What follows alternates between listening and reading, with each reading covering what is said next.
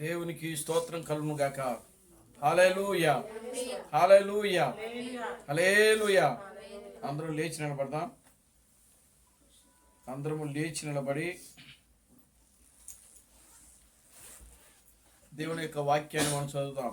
మత్తయి సువార్త 25వ అధ్యాయము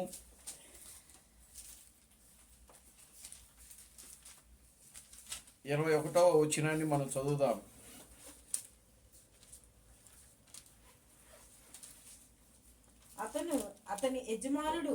అతని యజమానుడు బలా నమ్మకమైన మంచి దాసుడా, నీవు ఈ కొంచెములో నమ్మకముగా ఉంటివి, నిన్ను అనేకమైన వాటి మీద నియమించెదను. నీ యజమానుని సంతోషములో పాలు పొందమని అతనితో చెప్పెను.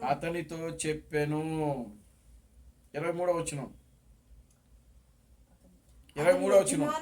అతని యజమానుడు బలా నమ్మకమైన మంచి దాసుడా, నీవు ఈ కొంచెములో నమ్మకముగా ఉంటివి, నిన్ను అనేకమైన వాటి మీద నియమించెదను. నీ యజమానుని సంతోషములో పాలు పొందమని అతనితో చెప్పెను. తర్వాత మళ్ళా దేవునికి స్తోత్రం కలుగును గాక. హల్లెలూయా. 25వ వచనం. నేను భయపడి వెళ్ళి నీ తలాంతును భూమిలో దాచిపెట్టి, ఇదిగో నీవు తీసుకొనమని చెప్పెను. అందుకు అతని యజమానుడు వానిని చూచి, సోమరివైన చెడ్డదాసుడా, నేను విత్తని చోట కోయువాడును, చల్లని చోట పంట కూర్చుకుని వాడినని నీవు ఎరుగుదువా? అట్లయితే నీవు నా సొమ్ము సహకారుల యొద్ద ఉంచవలసి ఉండెను.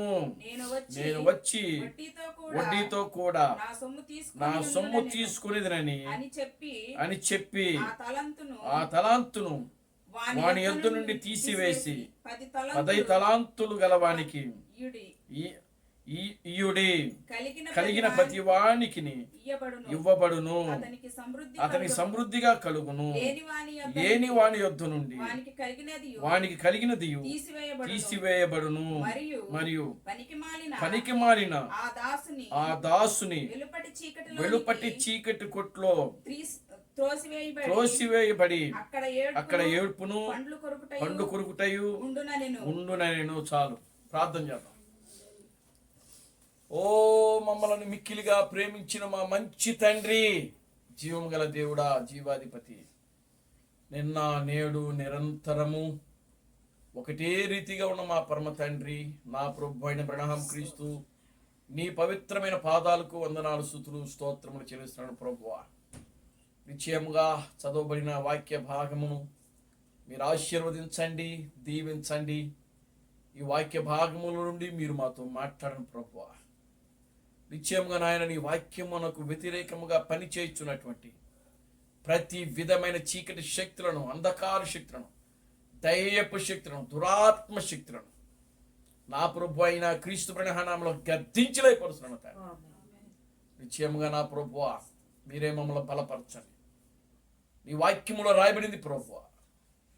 ఓ నీ వాక్యము నన్ను బ్రతికించుచున్నది, నా బాధలలో అదే నాకు నెమ్మదిని కలిగించుచున్నదని నీ వాక్యములో రాయబడింది ప్రభువా. మనుష్యుడు రొట్టె వలన మాత్రమే జీవించుడు గాని దేవుని నోట నుండి వచ్చు ప్రతి మాట వలన జీవించునని నీ వాక్యములో రాయబడింది ప్రభువా.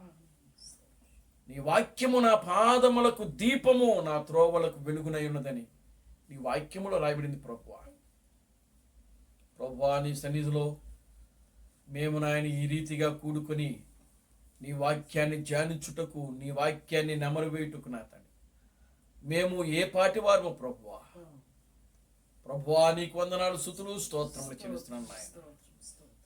నిశ్చయముగా నాయన, నీ వాక్యాన్ని ధ్యానించే కృపను ప్రభువా, నీ వాక్యాన్ని తలపోసుకునే కృపను ఓ ప్రభు, అదుగా నా తండ్రి, మీరు మాకు అనుగ్రహించారు ప్రభు. ఎన్నిక లేనిటుడు మమ్మలను ప్రభు, బలహీనమైన మమ్మలను, సుంకరమైన మమ్మలను, పాపులమైన మమ్మలను ప్రభువా, నీవు మాతో కూడా కూర్చొని భోజనము చేయుచున్నందుకై మీకు వందనాలు, స్తుతులు, స్తోత్రములు, స్తోత్రములు, స్తోత్రములు ప్రభువానికి స్తుతులు, స్తోత్రములు నాయన. నిశ్చయముగా నీ వాక్యములో రాయబడింది ప్రభువా, అతడు నాతోనూ నేను అతనితో కలిసి భోజనము చేయుదమని నీ వాక్యములో రాయబడింది ప్రభువా. ఓ అట్టి కృపను, అట్టి ధన్యతను ప్రభువా మీరు మాకు అనుగ్రహించినందుకై మీకు వందనాలు, స్తుతులు, స్తోత్రములు, స్తోత్రములు, స్తోత్రములు ప్రభువా. ఓ నీవు 2000 సంవత్సరముల క్రితము నాయన సుంకరులతోనూ పాపులతోనూ భోజనము చేయుచున్నావని నీ వాక్యములో రాయబడింది. నిశ్చయముగా నాయన నువ్వు పాపులతో సుంకరులతో చేరి నాయన భోజనం చేసిన దేవుడు ప్రభువా. నిశ్చయముగా నాయన ఈ దినాల్లో, ఈ చివరి దినాల్లో నాయన మీరు మమ్మల్ని ప్రేమించి, ఎన్నికలేని మమ్మలను ప్రేమించి ప్రభువా, సుంకరమైన మమ్మలను, పాపులమైన మమ్మలను ప్రభువా ప్రేమించి ప్రభువా నాయన నీ యొక్క గొప్ప సందేశాన్ని, ఆహారాన్ని మీరు మాకు అనుగ్రహించి ప్రభువా, ఓ ఆహారాన్ని తినుచుటకు, భుజించుటకు నాయన ప్రభువా, అదుగు నా తండ్రి, ఒక గొప్ప జీవితాలను మీరు మాకు అనుగ్రహించారు. అందును బట్టి మీకు స్తోత్రం. రాత్రికాల సమయంలో చదవబడిన వాక్య భాగముల నుండి మీరే మాకు నాయన విరచి వడ్డించమని మీ స్థితిలో ప్రార్థిస్తున్నాను తండ్రి. ఓ ఆనాడు ప్రభు, అదిగో ఆ యొక్క ప్రభురాత్రి భోజనములో వాళ్ళకి నీ యొక్క రొట్టెను విరచి వాళ్ళకి వడ్డించారు ప్రభువా. ఇది నా శరీరము, దీనిని మీరు తినుడని నీ వాక్యములో రాయబడింది. ఓ ఇది నా రక్తము, దీనిని త్రాగువాడు ఓ నిత్య జీవం కలిగి ఉంటాడని నీ వాక్యంలో రాయబడింది ప్రభువా. ప్రభువా ఈరోజు ఓ అట్టి కృపను, అట్టి ధన్యతను, అట్టి ఒక గొప్ప కార్యాన్ని ప్రభువా ఈ చివరి దినాల్లో మేము జీవించుతున్న ఈ దినాల్లో మా మధ్యలో ప్రభువా మీరు ఆ కార్యాన్ని జరిగించినందుకై మీకు వందనాలు, స్తుతులు, స్తోత్రములు, స్తోత్రములు ప్రభువా. సహాయం చేయండి, మీరు మమ్మల్ని బలపరిచి ముందుకు నడిపించండి. అన్ని విషయాల్లో నీ కృపను దయచేయండి. సమస్త ఘనత, మహిమను మీరు తెచ్చుకోండి. జీవం కలిగిన నా ప్రభు అయిన క్రీస్తు బ్రహ్మనుని సర్వశక్తి కలిగిన నామములో ప్రార్థించి, స్తుతించి వేడుకొనుచున్నాము. ఆమేన్. కూర్చోండి.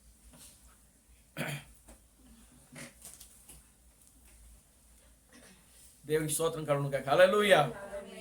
ఆమేన్. Hallelujah. Glory to God. Hallelujah. మన ప్రభువును, రక్షకుడును, విమోచకుడైన ప్రభు అయిన క్రీస్తు బ్రహ్మ నామములో మీ అందరికీ నా వందనాలండి. అందరికీ వందనాలు. ఈ రాత్రికాల సమయంలో దేవుని యొక్క వాక్యాన్ని మనం వినటానికి, దేవుని యొక్క ఆహారమును భుజించుటకు దేవునికి స్తోత్రం కలుగును గాక. హల్లెలూయా. ఇప్పుడు ఈ రాత్రి దేవుడు మనతో ఉన్నాడు. ఆయన బిడ్డలమైన మనతో ఆయన ఉన్నాడు కనుక ఈ రాత్రి మనకు ఆయన భోజనమును పెట్టుచున్నాడు. దేవునికి స్తోత్రం కలుగును గాక. హల్లెలూయా. ఆమేన్. హల్లెలూయా. ఆయన భోజనాన్ని పెట్టే దేవుడు. ఆయన తన ప్రజలకు ఆయన ఆకలి కొనిన వారికి ఆహారమును ఇచ్చే దేవుడు. దప్పిక కొనిన వారికి ఆయన దప్పికను తీర్చే దేవుడు. వాక్యంలో రాయబడింది, దప్పిక కొనిన వారలారా నా యుద్ధకు రండి, నేను మీకు జీవజలములను ఇచ్చేదనని వాక్యం రాయబడింది. దేవునికి స్తోత్రం కలుగును గాక. హల్లెలూయా. దప్పిక కొనినవాడా నా యుద్ధకు రండి.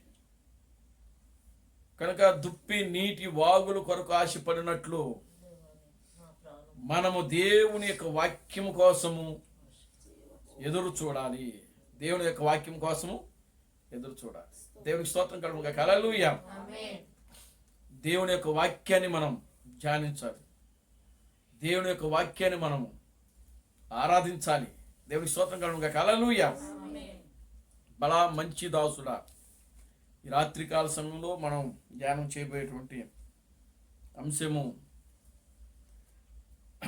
బల నమ్మకమైన మంచి దాసుడా. దేవునికి స్తోత్రం కలుగును గాక. హల్లెలూయా. ఈ పరిశుద్ధ గ్రంథంలో ఇలాంటి ఉపమానాలు 40 ఉపమానాలు ఉన్నాయి. ఆమేన్, హల్లెలూయా. ఎన్ని ఉపమానాలు ఉన్నాయి? 40 ఉపమానాలు ఉన్నాయి.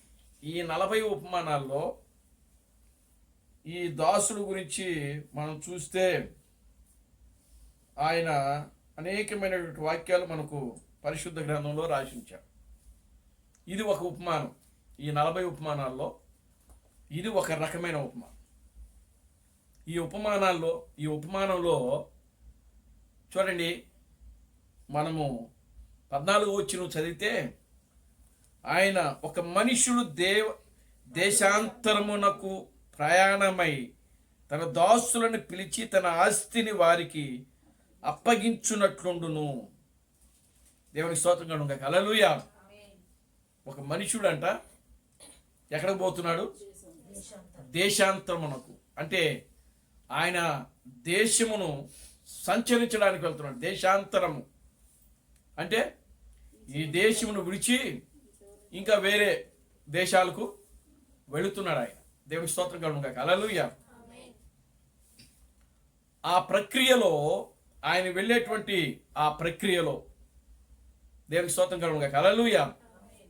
ఆయన దగ్గర ఉన్నటువంటి దాసులను పిలిచి ఆయన ఏం చేసినాడంటే ఆయన ఇంటిని అప్పగించాడంట. ఆమేన్, హల్లెలూయా. ఆయన ఇంటిని అప్పగించాడు. మరి ఇల్లును అప్పగించాలంటే ఎంత నమ్మకం ఉండాలి దాసుల మీద? దేవుని స్తోత్రం కలుగును గాక. హల్లెలూయా. ఒక కోటీశ్వరుడు ఉన్నాడు అనుకోండి, ఆయన యొక్క భార్య, పిల్లలు, ఆయన ఆ యొక్క ఊరిని విడిచిపెట్టి పిల్లరా వేరే ఊరికి వెళ్తున్నారు అనుకోండి. ఆ వేరే ఊరికి వెళ్ళేటప్పుడు ఆ ఇంటిని ఎవరికో ఒకరికి అప్పగించి వెళ్ళాలి. దేవుని స్తోత్రం కలుగును గాక. హల్లెలూయా. ఆమేన్, హల్లెలూయా. అప్పుడు వాళ్ళు మళ్ళా తిరిగి వచ్చే వరకు కూడా ఆ కాపలావాడు, ఆ దాసుడు ఆ ఇంటికి ఏం చేస్తూ ఉంటాడంటే కాపలా కాస్తూ ఉంటాడు. దేవుని స్తోత్రం కలుగును గాక. హల్లెలూయా. ఇంటి తాళాలన్నీ కూడా అప్పగించి వెళ్ళిపోవాలి. అది నమ్మకం అంటే. దేవుని నామానికి మహిమ కలుగును గాక. హల్లెలూయా. నిజంగా ఒక యజమానుడు తన దాసుణ్ణి నమ్మాడు అనంటే ప్రియులారా గమనించండి, అది దేనిని బట్టి ఆ నమ్మకం వస్తుంది అనంటే తాను చేసేటువంటి పనిని బట్టి, తాను చేసేటువంటి క్రియలను బట్టి, తన మాట, తన చూపు, తన యొక్క నడవడిక, ఏమండి అన్నిటిని కూడా యజమానుడు ఏం చేస్తాడు? గమనిస్తూ ఉంటాడు. దేవుని స్తోత్రం కలుగును గాక. హల్లెలూయా. యజమానుడు అన్నిటిని గమనిస్తాడు. గమనించి ఏం చేస్తాడు అనంటే ఇంటి బాధ్యత అంతా కూడా వానికి అప్పగించేస్తాం. దేవుని స్తోత్రం కలుగును గాక. హల్లెలూయా. ఈ విషయంలో మనకు చూడండి, పోతీఫరు అనేటువంటి ఒక మంత్రి మనకు కనబడతాడు పరిశుద్ధ గ్రంథంలో. పోతీఫర్ ఫరో యొక్క మంత్రి ఆయన. దేవుని స్తోత్రం కలుగును గాక. హల్లెలూయా. ఫరో యొక్క మంత్రి. ఆ మంత్రి ఆయన పేరేంటంటే పోతీఫర్. దేవుని స్తోత్రం కలుగును గాక. హల్లెలూయా. ఆ పోతీఫర్ ఏం చేశాడంటే యోసేపును తన ఇంటి అంతటి మీద ఏం చేసినాడంటే బాధ్యత అప్పగించేసాడంట. దేవునికి స్తోత్రం చెప్పండి. హల్లెలూయా. ఆమేన్, హల్లెలూయా. చూడండి, ఈ పోతీఫరు యోసేపుని ఏం చేసినాడంటే కొనుక్కున్నాడు. ఏం చేశాడు? కొనుక్కున్నారు యోసేపుని. ఆ పోతీఫర్ అనేటువంటి వ్యక్తి పోతీఫరు యోసేపును అన్నలు ఏం చేశారంటే ఆ యొక్క బాటసారులకు, వ్యాపార వ్యక్తులకు యోసేపును తన అన్నలే, తన సొంత అన్నలే ఏం చేశారు? అమ్మేశారు. దేవునికి స్తోత్రం కలుగును గాక. హల్లెలూయా. అప్పుడు ఆ బాటసారులు, ఆ వ్యాపార వ్యక్తులు తీసుకుని వెళ్ళి ఎవరికి అమ్మేశారని అంటే పోతీఫర్కి అమ్మేశారు. దేవునికి స్తోత్రం చెప్పండి. హల్లెలూయా. పోతీఫర్ ఏం చేశాడు? చూడటానికి బాగున్నాళ్లే పిల్లోడు, చక్కగా అందంగా, ఏమండి, చాలా బాగున్నాడు. అప్పుడు ఆయన వయసు ఎంత? 18 సంవత్సరాలు. యోసేపు వయసు 18 సంవత్సరాలు అని చెప్పి, మన ఇంట్లో పనివాడుగా పనికొస్తాడులే, చక్కగా కుర్రోడే కదా, పెళ్లి కాలేదు కదా అని చెప్పి ఆ పోతీఫర్ ఏం చేసినాడంటే తన ఇంటిలో పెట్టుకున్నాడు. దేవునికి స్తోత్రం చెప్పండి. హల్లెలూయా. అప్పుడు పోతీఫర్ ఇంట్లోకి ఎప్పుడైతే యోసేపు అడుగు పెట్టాడో, పోతీఫరు ఆయన అంతకంతకు కూడా ఏమయ్యాడంటే ఆశీర్వదించబడ్డాడంట, వర్ధిల్లింప చేయబడ్డాడంట. పోతీఫర్ అది గమనించాడు ముందు. ఆమేన్, హల్లెలూయా. పోతీఫరు అది గమనించాడు. యోసేపు వచ్చిన దగ్గర నుంచి నా స్థితిగతులు మారిపోయినాయి, నా ఆస్తి, నాకున్నటువంటి ఐశ్వర్యము, నాకున్న ఘనత, నాకున్న పరిస్థితులన్నీ కూడా ఏమైపోయినాయి? మారిపోయినాయి. కనుక నా ఇంటికి యోసేపు వచ్చినటువంటి ఆ యొక్క సమయంలో నేను చాలా రకాలుగా ఈ విధంగా ఉన్నాను కనుక ఇప్పుడు నేను ఆ స్థితిలో లేను. నేను ఆశీర్వదించబడ్డాను, నేను ఘనత పొందాను అని చెప్పి యోసేపు రాకముందు ఉన్న పరిస్థితులు, యోసేపు వచ్చిన తర్వాత ఉన్న పరిస్థితులు పోతీఫర్ గమనించి ఏం చేశారంటే తన ఇంటంతట్లో కూడా ఏం చేసినాడంటే ఆయన్ను అధికారిగా తన దాసులు ఆయన దగ్గర ఉన్నటువంటి దాసులందరి మీద కూడా ఏం చేసినాడంటే అధికారిగా నియమించాడు. దేవునికి స్తోత్రం కలుగును. హల్లెలూయా. అప్పుడు యోసేపు ఆ ఇంట్లో ఎలా ఉన్నాడంటే నమ్మకముగా పని చేస్తా ఉన్నాడు. దేవునికి స్తోత్రం కలుగును. హల్లెలూయా. అది నమ్మకమైన దాసుడు అని అంటే, మారు రూపము ప్రతిరూపం ఎవరు అని అంటే యోసేపును మనం చూడొచ్చు. యోసేపు ఎలా ఉన్నాడు? ఆ ఇంట్లో వెళ్ళిన దగ్గర నుంచి కూడా ప్రతి పనిలో ఏమండి ఎలా ఉన్నాడు? ప్రతి పనిలో నమ్మకంగా ఉన్నాడు, ప్రతి పనిలో యథార్థంగా ఉన్నాడు, ప్రతి పనిలో తన యజమానుడైనటువంటి పోతీఫరు ప్రియులరా ఏ పనినైతే యోసేపుకు అప్పగించాడో ఆ పనంతటిలో కూడా యోసేపు ఎలా ఉన్నాడు అని అంటే నమ్మకముగా యథార్థముగా పనిచేశాడంట. ఆమేన్, హల్లెలూయా. యోసేపును నమ్మాడు ఎవరు? పోతీఫర్. దేవునికి స్తోత్రం కలుగును. హల్లెలూయా. నమ్మి తన ఇంటంతటి మీద కూడా ఏం చేశాడు? అధికారిగా నియమించాడు. Glory to God. హల్లెలూయా. ఏం చేశాడండి? అధికారిగా నియమించాడు. కానీ పోతీఫర్ యొక్క భార్యే ఏం చేసిందంటే, ప్రియమైన దేవుని బిడ్డలారా, యోసేపు మీద కన్ను వేసి ఆ ఇంట్లో నుంచి వెళ్ళిపోయేటట్టుగా చేసింది. దేవునామానికి మహిమ కలుగును గాక. Hallelujah. Glory to God. Hallelujah. యోసేపు ఎక్కడుంటే అక్కడ నమ్మకంగానే ఉన్నాడండి. అక్కడి నుంచి ఎక్కడికి వెళ్ళాడు అని అంటే జైల్లోకి వెళ్ళాడు. ఆమేన్, హల్లెలూయా. ఎక్కడి నుంచి? పోతీఫర్ ఇంట్లో నుంచి ఎక్కడికి వెళ్ళాడు? జైల్లోకి వెళ్ళాడు, చెరసాల్లోకి వెళ్ళాడు. చెరసాల్లో కూడా ఎలా ఉన్నాడు? నమ్మకంగానే ఉన్నాడు. తన నమ్మకత్వాన్ని ఆయన విడిచిపెట్టలేదు ఎక్కడున్నా సరే. యోసేపు అనగా అర్థం ఏమిటి అని అంటే ఫలించేటి కొమ్మ అని అర్థం. అంటే యోసేపు ఎక్కడున్నా సరే, ఆ కుటుంబం కానీ, ఆ ఇల్లు కానీ, ఆ జైలు కానీ, లేకపోతే ఎక్కడున్నా సరే ఆయన జీవితం అంతా కూడా ఎలా ఉంటుంది అంటే ఫలభరితంగా ఉంటుంది. ఆయనే కాదు, ఆయన చుట్టుపక్కల ఇంకా ఎవరైనా ఉంటే వాళ్ళకి కూడా ఆశీర్వాదమే, వాళ్ళకి కూడా దీవెనే, వాళ్ళకి కూడా యోసేపు వలన మేలు కలుగుతుంది అక్కడ. ఆమేన్, హల్లెలూయా. చూడండి, జైలుకి వెళ్ళాడు. జైల్లో 2 దాసులు కలలు కన్నారు. ఆ జైల్లో దేవునికి స్తోత్రం కలుగును గాక. హల్లెలూయా. కలగనిన తర్వాత 2 దిగాలుగా కూర్చొని ఉన్నాడు. ఒకడేమో మంచి హ్యాపీగా సంతోషంగా ఉన్నాడు, ఇంకొకడేమో ఎలా ఉన్నాడు? దిగాలుగా వచ్చాడు. యోసేపు వచ్చి అడిగాడు వాళ్ళని, ఏం జరిగింది, ఏంటి, ఏం మీరు అట్లా ఉన్నారు ఏంటి అని అడిగాడు. ఏం లేదండి, నాకు ఒక కళ వచ్చింది అన్నాడు. ఏంటి ఆ కళ చెప్పు అన్నాడు. ఆ కళ చెప్పాడు. ఆ కళలో రాజు, చూడండి ఆ కళ విచిత్రంగా వచ్చింది. ఆ యొక్క ఉన్నటువంటి ఆ జైల్లో ఉన్నటువంటి ఖైదీలకి. దేవుని స్తోత్రం కలుగును గాక. హల్లెలూయా. ఒకరికేమో ఒక రకంగా వచ్చింది, ఇంకొకరికేమో ఇంకొక రకంగా వచ్చింది.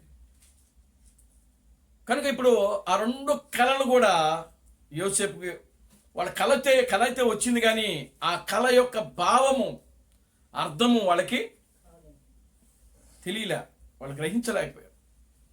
అప్పుడు యోసేపు అడిగాడు వాళ్ళని, ఏమైంది అని అడిగినప్పుడు అప్పుడు ఒక ఖైదీ వచ్చి ఆయనకు వచ్చిన కళను చెప్పాడు, మొదటి ఖైదీ. తర్వాత ఇంకొకడు వచ్చాడు, ఆయనకు కళ కూడా చెప్పాడు. మొదట వచ్చి చెప్పినవాడు ఆ కళ భావం ఏమిటి అని అంటే, అయ్యా రాజు నిన్ను చంపేస్తాడు అని చెప్పి చెప్తాడు. దేవుని స్తోత్రం కలుగును గాక. హల్లెలూయా. నువ్వు ఈ జైల్లోనే మరణిస్తావు, ఈ జైలు వారు నీకు ఉరిదీసేస్తారు అని చెప్పి చెప్తాడు. అప్పుడు ఇంకో ఖైదీ వచ్చిన తర్వాత ఆ ఖైదీ ఆయన కలభావం చెప్పాడు, నువ్వు ఈ జైల్లో నుంచి విడుదలవుతావు, మరలా నువ్వు రాజుకోటకి వెళ్ళి ఆ యొక్క రాజుకోటలో మరలా నువ్వు ఏ పని అయితే చేసావో మరలా తిరిగి ఆ పనిలో నువ్వు చేర్చబడతావు అని చెప్పాడు. ఆమేన్. హల్లెలూయా. అప్పుడు యోసేపు ఒక మాట చెప్పాడు. ఎవరితో? ఆ యొక్క ఖైదీతో. నువ్వు ఆ రాజు దగ్గరికి వెళ్ళినప్పుడు, నీవు నీ గిన్నెను రాజుకి అందిస్తున్నప్పుడు, అంటే పానమును అందిస్తున్నప్పుడు, ఇదిగో నన్ను జ్ఞాపకం చేసుకొని చెప్పి ఆ పానదాయకుడికి చెప్పి పంపిస్తాడు. దేవుని స్తోత్రం కలుగును గాక. హల్లెలూయా. అప్పుడు ఖచ్చితంగా అని చెప్పి నిజంగా యోసేపు వారి కళలను బట్టి వాడికి ఆ కళ వివరణ ఇచ్చినప్పుడు ఒకడు జైల్లోనే ఉరి తీయబడతాడు, మరొకడు ఏం చేయబడతాడంటే ఆ చెరసాల నుంచి వాడికి విడుదల పొంది, వాడు విడుదల పొందిన తర్వాత ప్రియులారా, ఒకడు ఆ యొక్క రాజు దగ్గరికి వెళ్ళి మళ్ళా తన పనిలో ఆయన చేర్చబడతాడు. ఆ ఖైదీ ప్రియులారా గమనించండి, ఆయన ఏం చేయబడుతున్నారంటే అక్కడ రాజు సన్నిధిలో రాజుకు మరలా ఆ యొక్క పానమును అందించేటువంటి పానదాయకుడిగా పని చేస్తున్నప్పుడు రాజుకి కల వస్తుంది. ఆ రాజు ఎవరు? ఏమండి? ఫరో. దేవునికి స్తోత్రం కలుగును గాక. హల్లెలూయా. ఫరోకి కల వస్తుంది. ఏమిటా కళ అని అంటే, ఆయన రెండు కళలు కొంటాడు. అంటే కళ ఒకటే, వాటి భావములు మాత్రము కళ వేరు వేరు, భావములు మాత్రం ఒకటే. మొదటి కళ ఏంటి అని అంటే, 7 బక్క చిక్కిన ఆవులు, 7 బలిసిన ఆవులు, 7 బక్క చిక్కిన ఆవులు. ఈ బక్క చిక్కిన ఆవులు బలిసిన ఆవులు ఏం చేస్తున్నాయి? తినివేస్తున్నాయి. రెండో కళ ఏమిటి అని అంటే, బక్క చిక్కినటువంటి వెన్నెలు బలిసిన వెన్నెల్ని తినేస్తున్నాయి. అంటే కళ ఒకటే, భావం ఒకటే, కానీ కళ మాత్రమే రెండు డిఫరెంట్గా వచ్చాయి రాజుకి. రాజు కలవరపడ్డాడు. ఏంటి కళ అసలు? దేవునికి స్తోత్రం కలుగును గాక. హల్లెలూయా. బక్క చిక్కిన ఆవులేంటి, బలిసిన ఆవులేంటి? ఈ బక్క చిక్కిన ఆవులు బలిసిన ఆవులు తినటం ఏంటి? ఏమండి? ఆ యొక్క పేల వెన్నులేంటి, బలిసిన వెన్నులేంటి?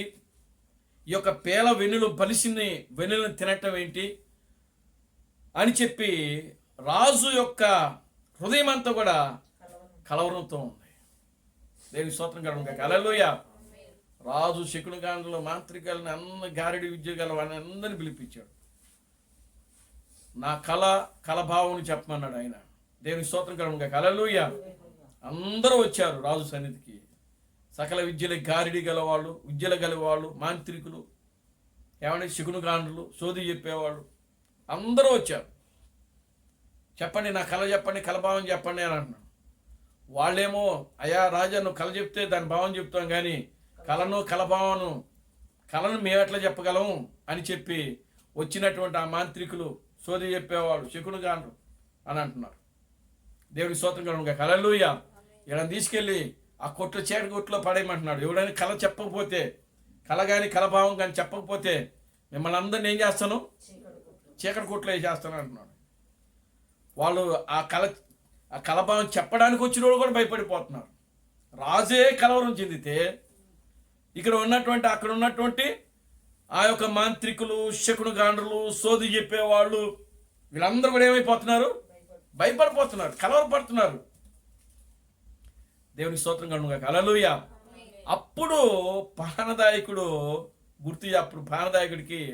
యోసేపు గుర్తొచ్చాడు. దేవునికి స్తోత్రం కలుగును. హల్లెలూయా. అప్పుడు వెంటనే పరిగెత్తుకుంటా రాజు దగ్గరికి వెళ్ళి, రాజా ఇదిగో ఫలానా చెరసాలలో ఫలానా యోసేపు అనేటువంటి దైవ భక్తి కలిగినటువంటి వ్యక్తి ఉన్నాడు, మీరు ఆయన్ని పిలిపిస్తే నీ కలను కలభావమును ఆయన తెలియజెప్తాడని చెప్తాడు. దేవునికి స్తోత్రం కలుగును. హల్లెలూయా. సరే వెంబటే యోసేపుని రిలీజ్ చేయమని చెప్తాడు ఆయన. ఆమేన్. హల్లెలూయా. యోసేపుని రిలీజ్ చేస్తాడు. ముందు స్నానానికి నీళ్లు పెట్టిస్తాడు, బట్టలు మార్చేస్తాడు. ఏమండి, పూర్తిగా యోసేపు యొక్క స్థితిగతులన్నీ కూడా మార్చి అప్పుడు రాజు సన్నిధికి తీసుకొస్తాడు. ఆమేన్. హల్లెలూయా. అప్పుడు యోసేపు రాజుకు వచ్చినటువంటి ఆ 2 కళలు వాటి భావమును వివరిస్తాడు. ఆయన అంటాడు, యోసేపు అంటాడు, రాజా నీకు వచ్చిన కళలు వేరు వేరు డిఫరెంట్ కళలు వచ్చాయి, కానీ ఆ 2 కళల యొక్క భావం మాత్రము ఒకటే అని చెప్తాడు. దేవునికి స్తోత్రం చెప్పండి. హల్లెలూయా. చూడండి ప్రియమైన దేవుని బిడ్డలారా, ఏమిటా కళ, దాని భావము, కళ ఏంటి, కళ భావం ఏంటి అని చెప్పినప్పుడు వివరిస్తాడు యోసేపు. దేవునామానికి మహిమ కలుగును గాక. హల్లెలూయా. ఇదిగో ఆ కళ భావం ఏంటంటే 7 బలిసినావులు, 7 బక్క చిక్కినావులు. ఈ బక్క చిక్కినావులు, బలిసినావులు అంటే దాని భావం ఏమిటంటే, ఇదిగో 7 సంవత్సరములు మీ యొక్క కాలంలోనే కరువు రాబోతుంది అని చెప్పాడు. దేవుని స్తోత్రంగా ఉండగా. హల్లెలూయా. 2 కళల యొక్క భావము ఒకటే. కళలు మాత్రం వేరు వేరు వచ్చాయి, కానీ ఈ పేల వెన్నెలు బలిసినావులు తినటం అంటే అవి కూడా కరువుకే సూచన. దేవుని స్తోత్రం కలుగును. హల్లెలూయా. ఈ కరువు ఎన్ని సంవత్సరాలు అని అంటే 7 సంవత్సరములు. ఎందుకంటే 7 బలిసినావులు, 7 బక్క చిక్కినావులు, 7 పేల వెన్నెలు, 7 బలిసిన వెన్నెలు. ఈ 7 పేల వెన్నెలు బలిసిన వెన్నెలు తింటున్నాయి. ఈ 7 బక్క చిక్కిన ఆవులు బలిసిన ఆవుల్ని తింటున్నాయి. అంటే ఇది దేనికి సూచనగా ఉంది అని అంటే కరువుకి సూచనగా ఉన్నది అని చెప్పాడు. కనుక మీ పరిపాలనలోనే, మీ యొక్క అధ్యక్షతలోనే మీరు పరిపాలిస్తూ ఉండగానే ఈ దేశానికిలో 7 సంవత్సరములు కరువు రాబోతుంది అని చెప్పాడు. దీన్ని మీరు ఎలాగైనా సరే ఎదుర్కోవాలని చెప్పాడు. రాజు ముసలోడు, ఎవరు, ఫరో. కనుక వెంటనే రాజు ఏం చేశాడు తెలుసా, యోసేపుకి పట్టాభిషేకం చేశాడు. దేవునికి స్తోత్రం చెప్పాడు. హల్లెలూయా. అమ్మో, ఇతనంతా జ్ఞానవంతుడు లేడు, యోసేపు యొక్క దేవుడే నిజమైన దేవుడు, యోసేపులో దేవుడున్నాడు, దేవునికి జ్ఞానం ఉంది, దేవుని యొక్క శక్తి సామర్థ్యం ఉంది, ఇతను దేవతలలో ఒకడు అని చెప్పి ప్రియులారా ఆ యొక్క యోసేపుని గురించి రాజు పొగిడి ఏం చేస్తాడు, వెంటనే అతనికి పట్టాభిషేకం చేసి ఆ యొక్క ఐగుప్తు దేశం అంతటి మీద ఏం చేస్తున్నాడంటే పరిపాలనగా చేస్తాడు, నాయకుడిగా చేస్తాడు. దేవునికి స్తోత్రం కలుగును. హల్లెలూయా. యోసేపు చెప్తాడు, ఎలా నువ్వు ఈ కరువుని ఎలా ఎదుర్కొంటావో నీదే బాధ్యత అని చెప్తాడు. దేవునికి స్తోత్రం కలుగును. హల్లెలూయా.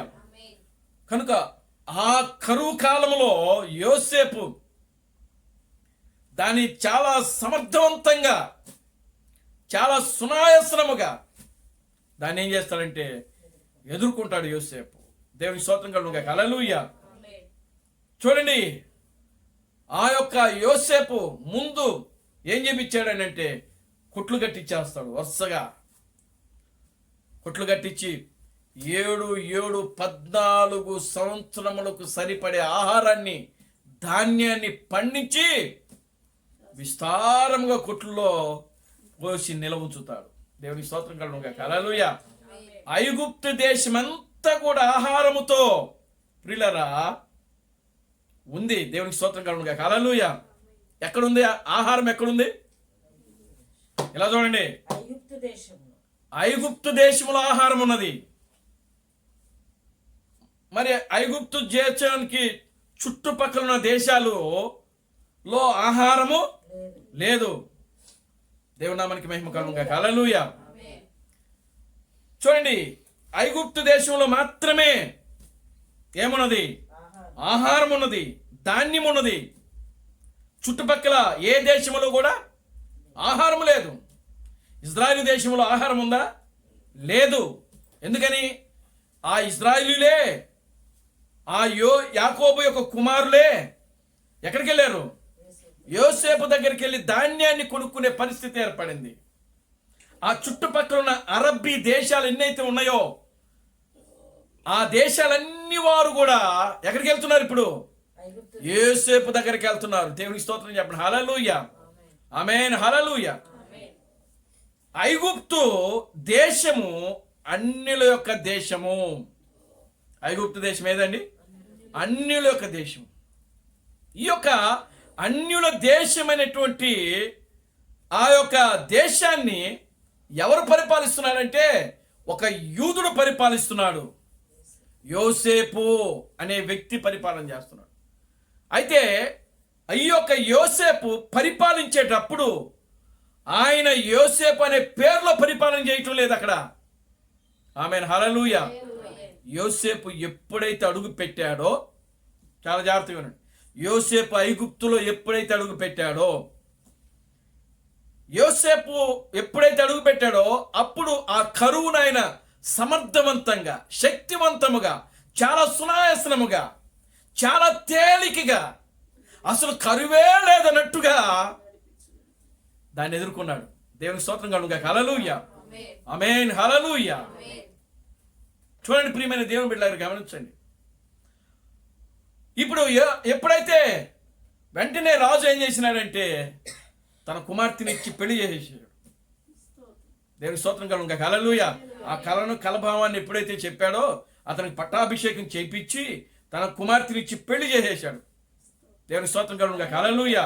పెళ్లి చేసి ఆ దేశానికి ఒక మంత్రిగా చేసేసాడు. ఆయన ఆ దేశానికి ఒక రాజుగా నియమించాడు. ఆమేన్. హల్లెలూయా. ఆ యొక్క యోసేపుకి పేరు కూడా మార్చేశాడు. ఏం పేరు మార్చాడు అనంటే అతని పేరు, అసలు పేరేమో యోసేపు, కానీ అతను అన్యులలో పొందినటువంటి పేరేమిటి అని అంటే జఫనత్నేహు. దేవునికి స్తోత్రం కలుగునుగా. హల్లెలూయా. జఫనత్నేహు అంటే అర్థం ఏంటో తెలుసా? విమోచకుడు అని అర్థం. ఆమేన్. హల్లెలూయా. దేని నుంచి విమోచించాడు ఆ ప్రజలను? ఆయన కరువు నుంచి. దేవునికి స్తోత్రం చెప్పండి. హల్లెలూయా. ఆమేన్. హల్లెలూయా. అంతేకాదు ఆ యొక్క ఐగుప్తు దేశం అంతా కూడా అసలు కరువే లేనట్టుగా ప్రజలందరూ కూడా ఎలా ఉన్నారంటే చాలా సంతోషముగా, సస్యామలముగా ఉన్నారు. వాళ్ళు చుట్టుపక్కల ఇజ్రాయేలు, అరబ్బీ దేశాలు అన్నీ కూడా కరువుతో ఏమవుతున్నాయంటే ఎదుర్కొంటా ఉన్నాయి. దేవునికి స్తోత్రం కలుగునుగా. హల్లెలూయా. ఆమేన్. హల్లెలూయా. ఇప్పుడు చూడండి, ఈ కార్యాన్ని ఇటు సంఘానికి మలపండి ఒకసారి. దేవునామానికి మహిమ కలుగునుగా. హల్లెలూయా. ఇప్పుడు ఇదే కార్యాన్ని మనం ఒకసారి సంఘంలోకి మలిపితే చూడండి ప్రియులారా, గమనించండి. దేవుడు ఆయన 2000 సంవత్సరాల క్రితము యేసుక్రీస్తుగా, అంటే యోసేపు, దేవునికి స్తోత్రం కలుగునుగా. హల్లెలూయా, ఆయన అన్యుల జనుల మధ్యలోకి వచ్చాడు. ఆయన యూదుల మధ్యలోకి వచ్చాడు. ఆయన యూదులు యేసును ఏం చేసినారంటే అమ్ముకున్నారు. ఆమేన్. హల్లెలూయా. యూదులు యేసును ఏం చేసినారు? అమ్ముకున్నారు. ఎన్ని నాణ్యాలకు? 30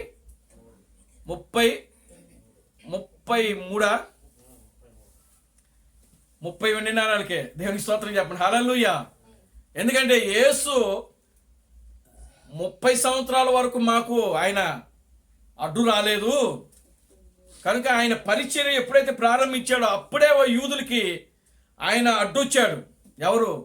యేసు. దేవుని స్తోత్రం కలుగును గాక. హల్లెలూయా. అప్పుడు బేరం ఆడతాడు. ఎవరు బేరం ఆడేది? యూదా, ఇస్కరియోతు యూదా. యేసు వయసు 33 కదా, మరి మీరు 30 ఇచ్చారేంటి?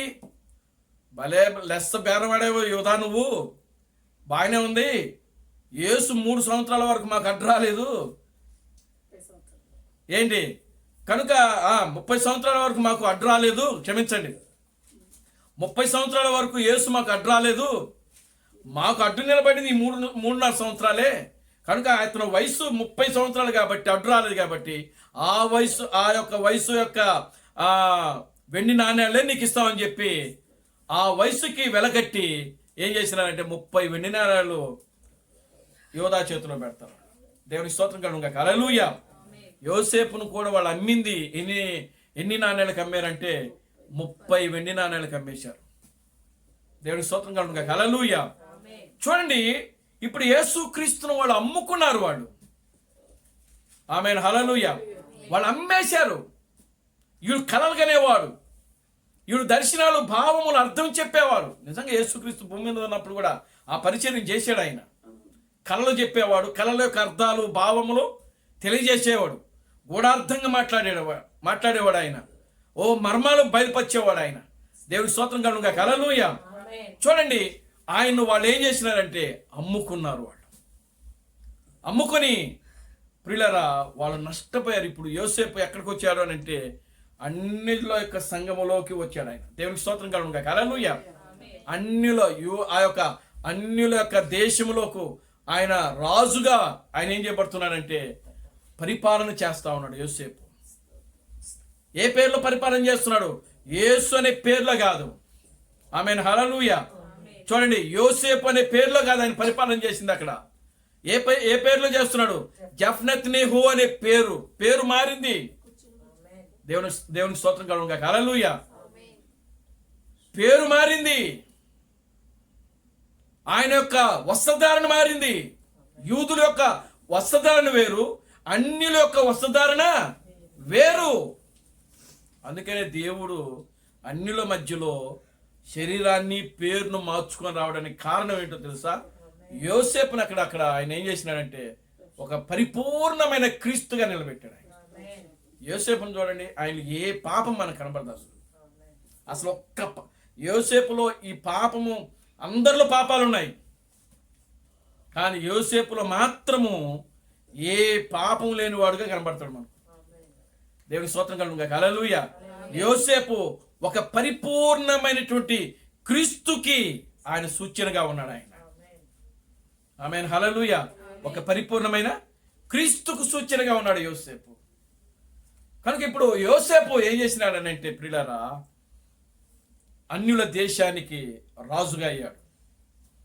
ఆయన పేరు మారిపోయింది, ఆయన వస్త్రధారణ మారిపోయింది, ఆయన కట్టు పద్ధతులు అన్నీ కూడా ఎలా ఉన్నాయి అనంటే అన్యుల యొక్క వేషంలోనే ఉన్నాడు ఆయన.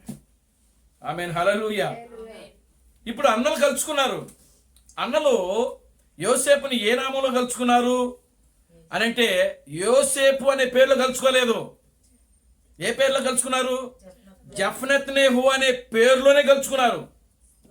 ఎందుకనంటే తండ్రి యాకోబు చెప్పి పంపించాడు, అయా పక్క దేశంలో ఐగుప్తులో ఒక రాజు వెళ్తున్నాడు, ఆ రాజు పేరు జఫ్నత్నేహు, అక్కడ మనకు ఆహారం దొరుకుతుందంట, మీరు వెళ్ళి ఆహారమును కొని తీసుకురండి.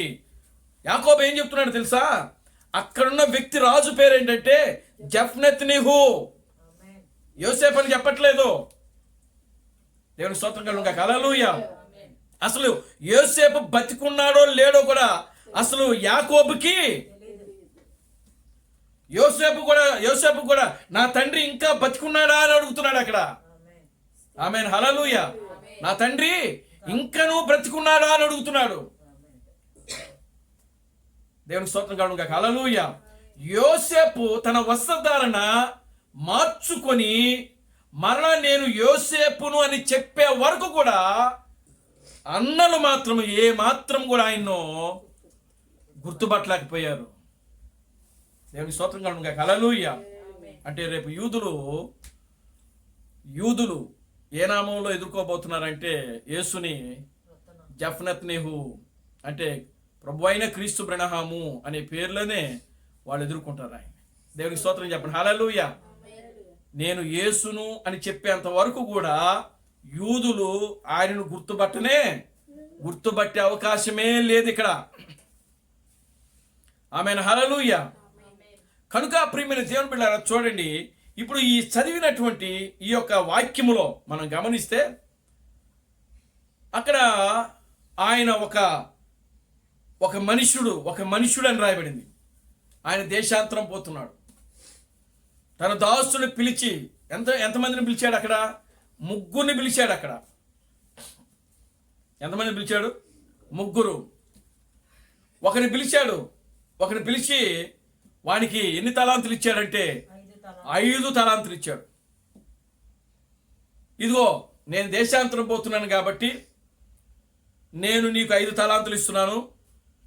నీకు 5 తలాంతులు ఇస్తున్నాను కాబట్టి నేను మరలా వచ్చినప్పుడు నువ్వు వ్యాపారం చేసుకుని అభివృద్ధి చెంది నీ కష్టాలు నీ బాధలన్నీ తొలగించుకొని నువ్వు మరలా ఇదిగో నా 5 తలాంతులు నాకు ఇచ్చేయమని చెప్పాడు ఆయన. అట్లా ఆయన మరలా ఇంకోటి పిలిచి వానికి ఎన్ని తలాంతులు ఇస్తున్నాడు? ఏమండి? 2 తలాంతులు ఇస్తున్నాడు. ఆమేన్. హల్లెలూయా. ఇంకొకరిని పిలిచాడు. వాడిని పిలిచి ఏం చేస్తున్నాడు? 1 తలాంతే ఇచ్చాడు. ఆమేన్. హల్లెలూయా. అప్పుడు ఈయన వెళ్ళి దేశాంతరం పోయి మళ్ళా తిరిగి వచ్చాడు. దేవుని స్తోత్రం కలుగును గాక. హల్లెలూయా. తిరిగి వచ్చినప్పుడు ఈ 5 తలాంతులు కలిగిన వాడు వచ్చి, అయ్యా ఇదిగో నువ్వు నాకు 5 తలాంతులు ఇచ్చావు. నేను కష్టపడి పనిచేసి వాటిని అభివృద్ధి చేసుకొని నా వ్యాపారమును పెంచుకున్నాను. ఇదిగో మరలా నాకు ఇప్పుడైతే ఏ కొదువు లేదు. నేను సమృద్ధిగా ఉన్నాను. నేను ఆశీర్వదించబడ్డాను. నేను దీవించబడినాను. నేను ఐశ్వర్యముతో ఘనతతో ఉన్నాను అని చెప్పి ఆయన ఇచ్చిన 5 తలాంతులు కాక మరొక 5 తలాంతులు ఇచ్చాడంట. దేవునికి స్తోత్రం కలుగును గాక. హల్లెలూయా. ఆ తర్వాత మరలా ఈ 2 తలాంతుల వ్యక్తి కూడా వచ్చి ఆ విధంగానే చేశాడు. 2 తలాంతులు ఆయన ఇచ్చిన 2 తలాంతులు కాకుండా మరలా ఇంకా 2 తలాంతులు ఎక్స్ట్రా ఇచ్చాడు. అంటే ఎక్కువ ఇస్తున్నాడు అక్కడ వాడు. ఆయన ఏం అడగలేదు. అంటే ఆయన ఇచ్చిన తలాంతులు అవి ఇస్తే చాలు అనుకున్నాడు ఆయన.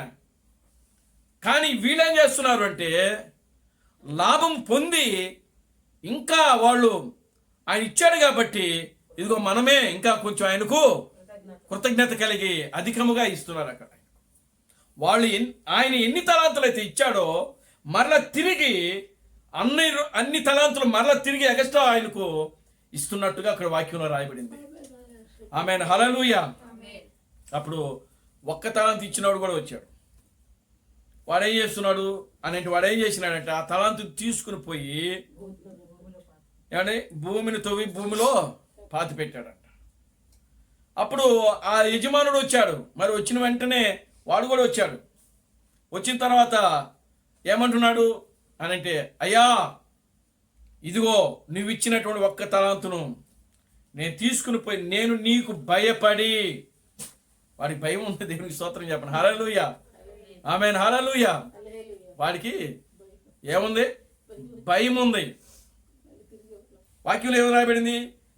వాడు భయపడి వెళ్ళి నీ తలాంతును భూమిలో దాచిపెట్టి ఇదిగో నీది నీవు తీసుకోమని చెప్పాను. కఠినుడు వీడు. ఒక విధంగా చెప్పాలంటే కఠినుడు, జాలి లేనివాడు, దయ లేనివాడు, కనికరము లేనివాడు. నిజంగా ఆయన దయతో కనికరముతో వీళ్ళు ఏదో బాధల్లో ఉన్నారు, శ్రమలో ఉన్నారు, శోధనలో ఉన్నారు, మనమేదో ఇస్తే వాళ్ళు వ్యాపారాలు చేసుకుంటారు, వాళ్ళు ఇచ్చినా ఈగిపోయినా నాకు పర్వాలేదు అని ఆయన వీళ్ళ మీద దయదలిచి ఆయన ఇస్తే వీడేం చేస్తున్నాడు తెలుసా? ఏ మాత్రము కూడా దయా కనికరము లేకుండా, జాలి లేకుండా ప్రేమ లేకుండా ఆయనతోనే వ్యతిరేకంగా మాట్లాడుతున్నాడు. చూడండి అక్కడ ఏమని రాబడిందంటే, ఇదిగో నీది నీవు తీసుకోమని చెప్పాను. తరువాత ఒక తలాంతు తీసుకున్న వాడును వచ్చి, అయ్యా నీవు విత్తిన చోట వాడు ఏమంటున్నాడో తెలుసా? విత్తిన చోట కాదు, అది కరెక్ట్గా చదవడు. విత్తని చోట. విత్తని అంటే నువ్వు ఏ చోట అయితే విత్తకుండా ఉంటావో ఆ చోట నువ్వు పంటకు వస్తావు. చల్లని చోట పంట కూర్చువాడునైనా, చల్లని చోట పంట కూర్చువాడునైనా. కఠినవాడు అసలు ఆయన కఠినుడో జాలి చెప్పడానికి ఈడేవాడు అసలు. దేవుని స్తోత్రం కలుగును గాక. హల్లెలూయా. ఏమండి, ఆయన జాలిపడి దయపడి కనికరము పెట్టి వీళ్ళకేదో ఇచ్చి వెళ్ళిపోతే వీడు నిందలేస్తున్నాడు ఆయన మీద. పైగా ఏమంటున్నాడండి? నీవు కఠినుడవి. నిజమే, ఆయన కఠినత్వం ఉంది ఆయనలో. కానీ ఎప్పుడు కఠినం చూపిస్తాడు ఆయన? ఫలించకపోతే. ఒకరోజు యేసుక్రీస్తు ఏం చేశాడు తెలుసా?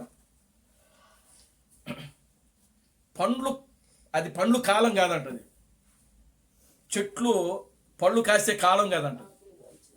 దేవుని స్తోత్రం కలుగును గాక. హల్లెలూయా. పండ్లు కాయని కాలములో యేసుక్రీస్తు అంజూరపు చెట్టు దగ్గరికి వెళ్ళి ఏం చేశాడంట? దాని మీద దాని దగ్గర కాయలేమో ఫలాలేమో దొరుకుతాయని చెప్పి దాని ఫలాలు తీసుకుని తినటానికి వెళ్ళాడంట అక్కడికి. ఏమండి, బైబిల్ క్లియర్గా రాయబడింది. అక్కడ ఏమని ఉందంటే, కాయని కాలము అని ఉంది అక్కడ. కాయని కాలము అంటే ఫలాలు వచ్చే కాలం కాదు అది. మరి ఫలాలు వచ్చే కాలము కాదని యేసు ఎరిగి అసలు ఆ చెట్టు దగ్గరికి ఎందుకు వెళ్ళాడు?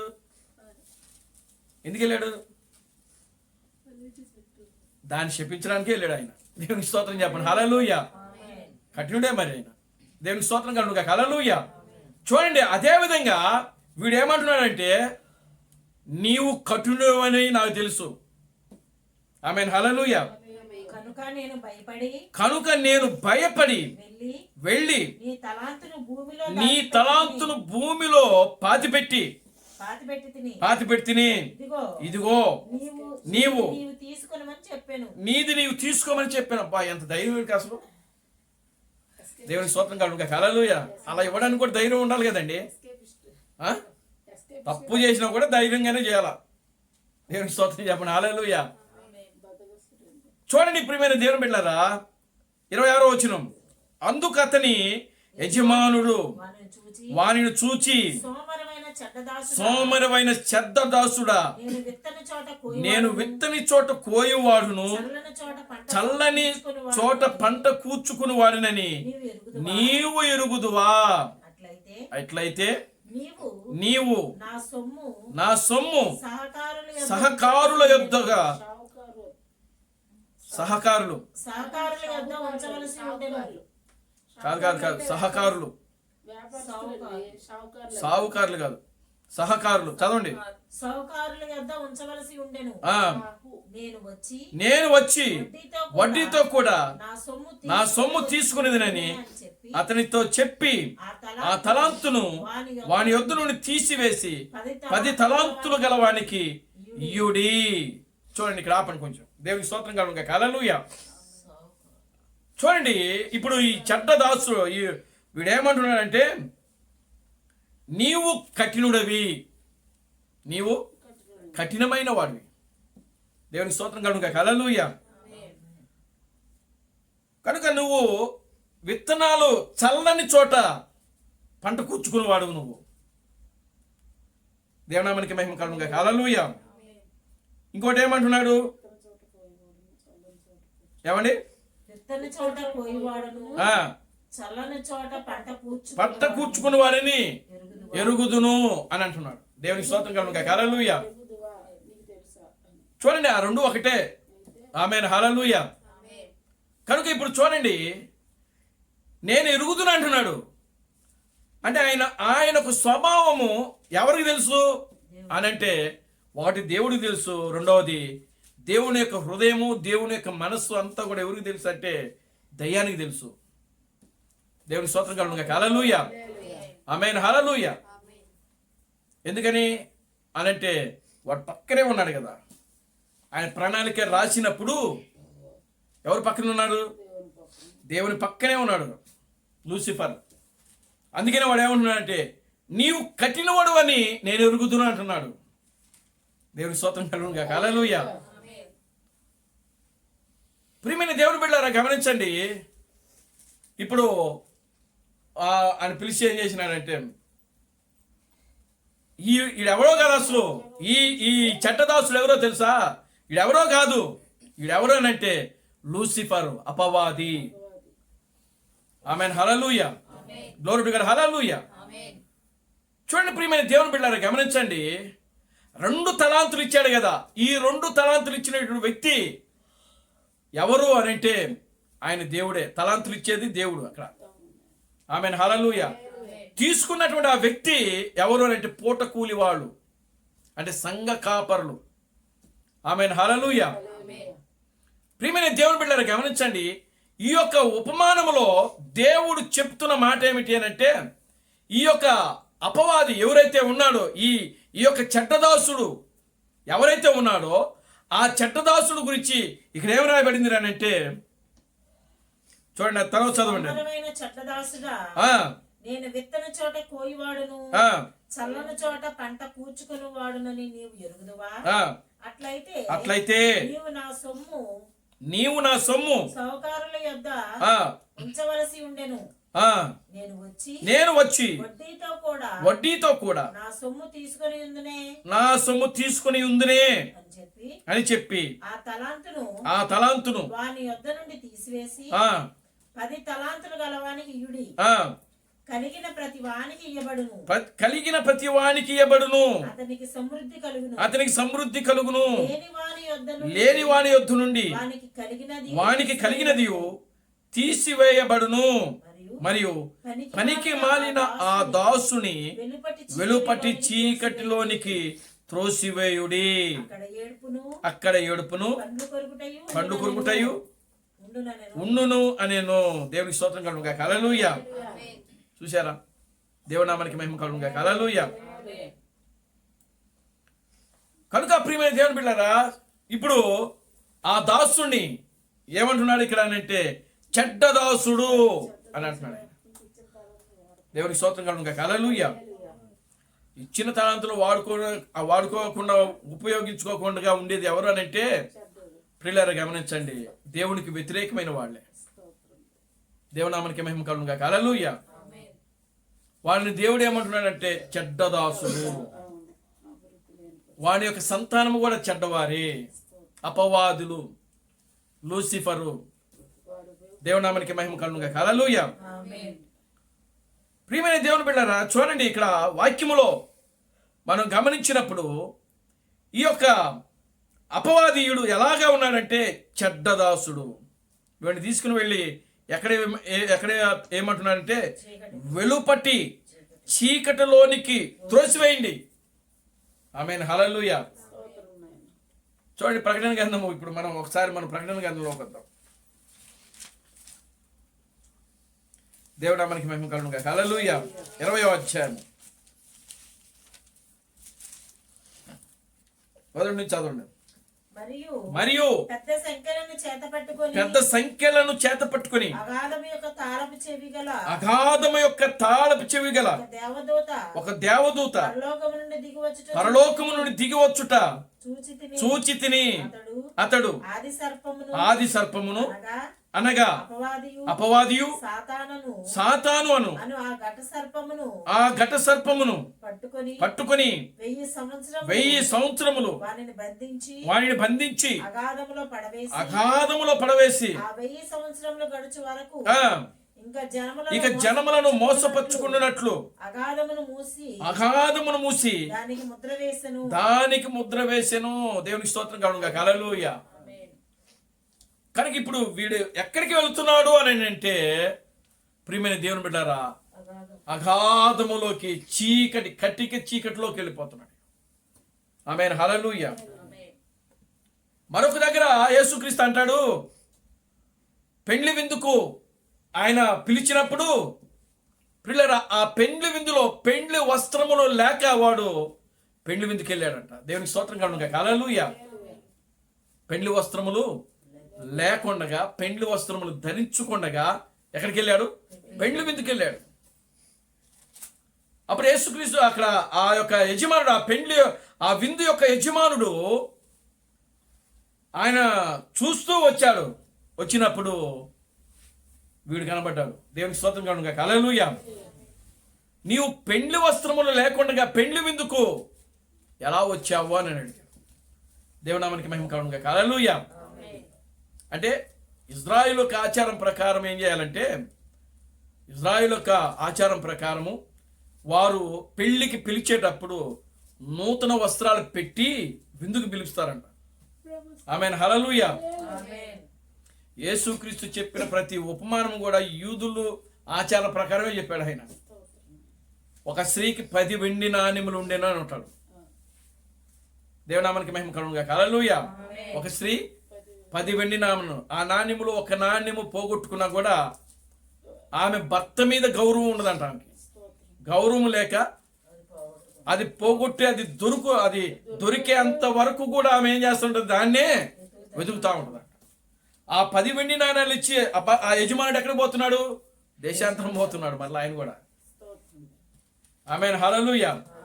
స్త్రీ అనగా ఇక్కడ సంఘానికి సూచనగా ఉన్నది. ఆమేన్. హల్లెలూయా. కనుక సంఘానికి దేవుడు ధర్మశాస్త్రమును ఇచ్చాడు, ఆయన ఆజ్ఞలు ఇచ్చాడు. ఆమేన్. హల్లెలూయా.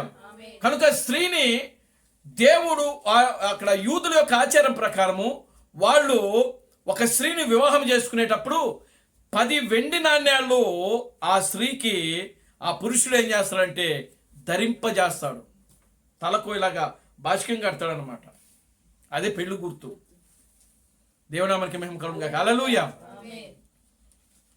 కనుక ఈ 10 వెండి నాణ్యాలు దేని సూచిస్తుంది అనంటే ధర్మశాస్త్రమును సూచిస్తుంది. ఇది ఆమేన్. హల్లెలూయా. దేని సూచిస్తుంది? ధర్మశాస్త్రమును అనగా 10 ఆజ్ఞలు, 10 ధన్యతలు. మత్తయి సువార్త 5వ అధ్యాయములో 10 ధన్యతలు ఉన్నాయి. ఆమేన్. హల్లెలూయా. కనుక ఒక స్త్రీ అంటే సంఘము ఈ 10 ఆజ్ఞలు ఖచ్చితంగా కలిగి ఉండాలి. రెండవది, ఆ యేసుక్రీస్తు చెప్పినటువంటి ధన్యతలు ఏ ధన్యతలు ఉన్నాయో ఖచ్చితంగా ధన్యతలు సంఘము కలిగి జీవించాలి. వాటిలో ఏ ఒక్కటి విడిచిపెట్టినా ప్రభు అంటే గౌరవం లేదు. ఆమె తన భర్తను విడిచిపెట్టిన దాంతో సమానం, వ్యభిచారితో సమానం ఆ స్త్రీ. ఒక విధంగా చెప్పాలంటే దేవుడికి స్తోత్రం కలుగును గాక. హల్లెలూయా. అందుకే ఆయన ఎందుకు చెప్పాడు ఆ ఉపమానం? ఊరికినే పని లేక చెప్పలేదు యేసుక్రీస్తు. ఒక స్త్రీ 10 వెండి నాణాలు కలిగి ఉంటుంది. ఆ వెండి నాణాల్లో ఒక నాణ్యం మనం పోగొట్టుకుంటే అది దొరికేంత వరకు కూడా వెతుకుతానే ఉంటుంది. ఎప్పటి వరకు? దొరికే వరకు. ఆమేన్. హల్లెలూయా. అది దొరికే వరకు ఆమె ప్రియమైన దేవుని బిడ్డలారా వెతుకుతూనే ఉంటుంది.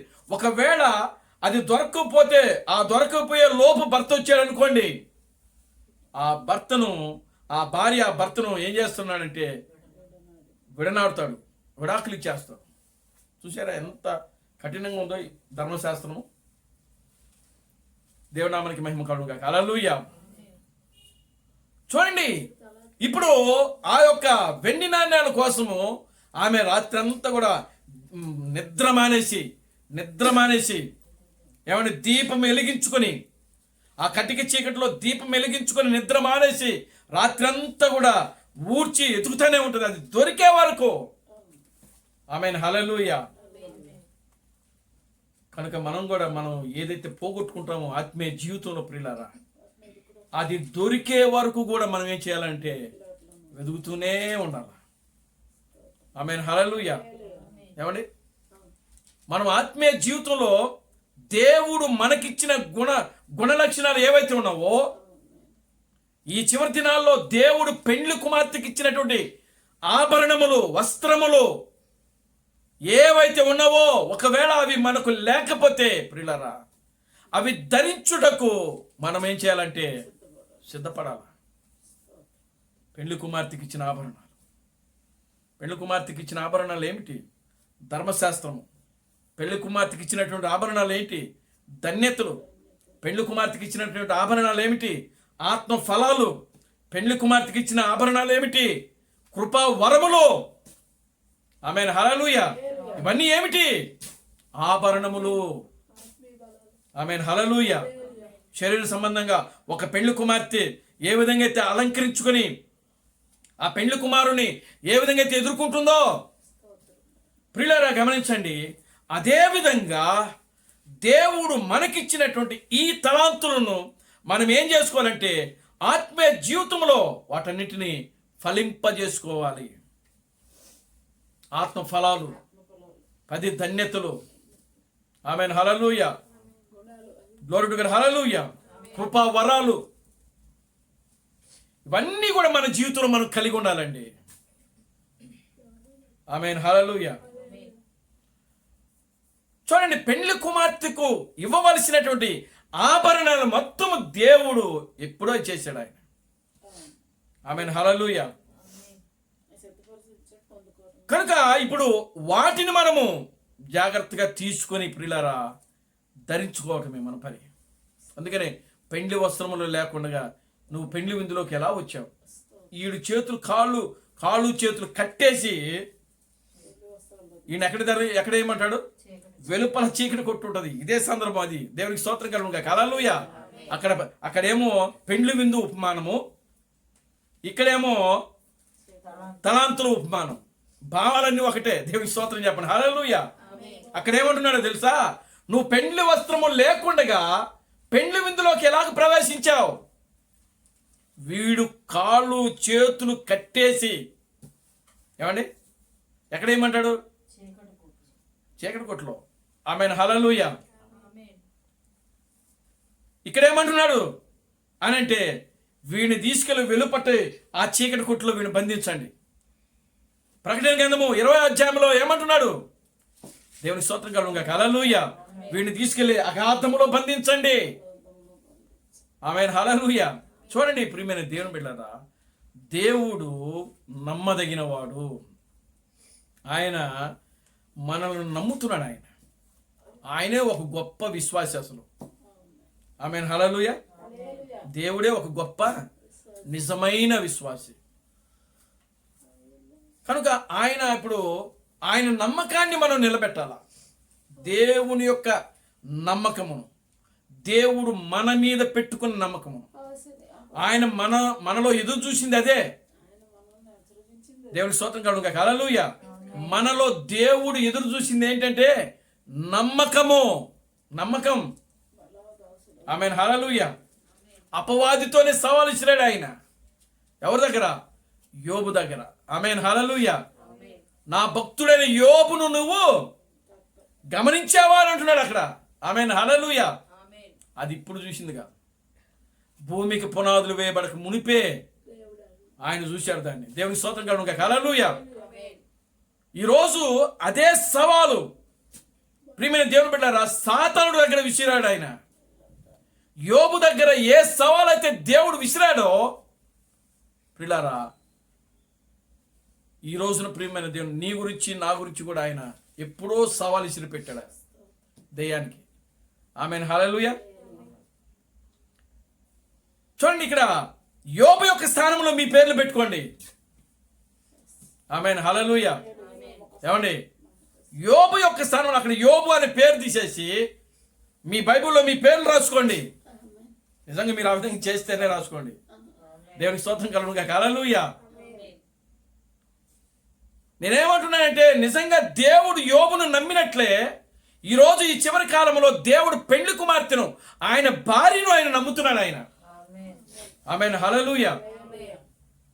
అందుకని ప్రమాణాలు ఏముంది? భార్య భర్తను నమ్మాలి. ఏమండి, భర్త భార్యను నమ్మకం. ఆమేన్, హల్లెలూయా. ఇక్కడ కేవలము నమ్మకం మీద మాత్రమే జీవించాలి ఎవరైనా సరే. యోబు మీద దేవుడు నమ్మకం ఉంచాడు. ఆమేన్, హల్లెలూయా. చూడండి 5వ అధ్యాయం 19వ వచనం చదవండి. యోబు గ్రంథము 5వ అధ్యాయం 19వ వచనం. యోబు గ్రంథము 5వ అధ్యాయం 19వ వచనం. 6 బాధలలో నుండి ఆయన నిన్ను విడిపించును. ఆయన నిన్ను విడిపించును. 7 బాధలు కలిగినను 7 బాధలు కలిగినను నీకు ఏ కీడును తగలదు. నీకు ఏ కీడును తగలదు. అది అంతకుముందు వారంలో అనుకుంటా యోబు గురించి చెప్పినప్పుడు నేను ఈ లేఖనం తప్పు చెప్పాను. 5వ అధ్యాయం 9వ వచనం అని చెప్పాను. దేవుని స్తోత్రం కలుగునుగాక. హల్లెలూయా. 5వ అధ్యాయం 9వ వచనం కాదు, అది 5వ అధ్యాయం 19వ వచనం. చదవండి, మళ్ళీ ఒకసారి చదవండి. 6 బాధలలో నుండి 6 బాధలలో నుండి ఆయన నిన్ను విడిపించును. ఆయన నిన్ను విడిపించును. 7 బాధలు కలిగినను 7 బాధలు కలిగినను నీకు ఏ కీడును తగలదు. నీకు ఏ కీడును తగలదు. అది క్షమకాలము ఆ? క్షమకాలమున క్షమకాలమున మరణము మరణము నుండి యుద్ధమును ఖడ్గ బలము నుండి ఆయన నిన్ను తప్పించును. నోటి మాట చేత కలుగు నొప్పి నీకు తగలకుండా ఆయన నిన్ను చాటువేయును. ప్రళయము వచ్చినను నీవు దానికి భయపడవు. పొలములోని రాళ్లతో నీవు నిబంధన చేసుకుని ఉందువు. అడవి మృగములతో నీతో సమ్మతిగా ఉండును. అడవి మృగాలు యోబుతో దేవుని స్తోత్రం కలుగునుగాక. హల్లెలూయా. యోబుతో అంటున్నాడు 6 బాధలు 7 శ్రమలు. యోబుకి ఎన్ని శ్రమలు వచ్చినాయని ధ్యానించాం మనం. ఎన్ని? 7. దేవుని స్తోత్రం కలుగునుగాక. హల్లెలూయా. కనుక యోబు జీవితంలో ఆయన 7 శ్రమలు అనుభవించాడు. మొదటి శ్రమ ఏంటండి? ఎద్దులు నాగలి దున్నుతున్నటువంటి గాడిదలు నాశనం అయిపోయాయి. పనివారితో కూడా నాశనం అయిపోయారు. అది మొదటి శ్రమ. రెండవ శ్రమ గొర్రెలు పనివారు నాశనం అయిపోయారు. మూడవ శ్రమ కల్దీలు 3 సమూహములుగా విడిపోయి ఒంటెలు పనివారును ఏం చేశారు? హతమార్చేశారు కల్దీలు. దేవునికి స్తోత్రం కలుగునుగాక. హల్లెలూయా. చూడండి, ఈ శ్రమల్లో ఒక్కొక్కరు ఒక్కో విధంగా శ్రమ చేయబడుతున్నారు. ఇక్కడ మొదటి శ్రమ కలిగినప్పుడు ఆ శ్రమ అక్కడ ఎవరు వచ్చి ఆ శ్రమ కలుగు చేస్తుందంటే ఒక దూత అని రాయబడింది. ఆ దూత ఎక్కడి నుంచో రాలా, దేవుని దగ్గర నుంచే వచ్చింది. ఆమేన్. హల్లెలూయా. గొర్రెలు పనివారిని హతం చేసింది ఎవరు అని అంటే దూత కాదు, ఆకాశంలో నుంచి అగ్ని దిగి వచ్చింది. రెండవది అది. మొదటిదేమో ఎద్దులు నాగలి దున్నుతున్నటువంటి గాడిదలు. మొదటి శ్రమ అక్కడ ఒక దూత నిలబడి ఉండేనని ఉంటుంది. దేవుని స్తోత్రం కలుగునుగాక. హల్లెలూయా.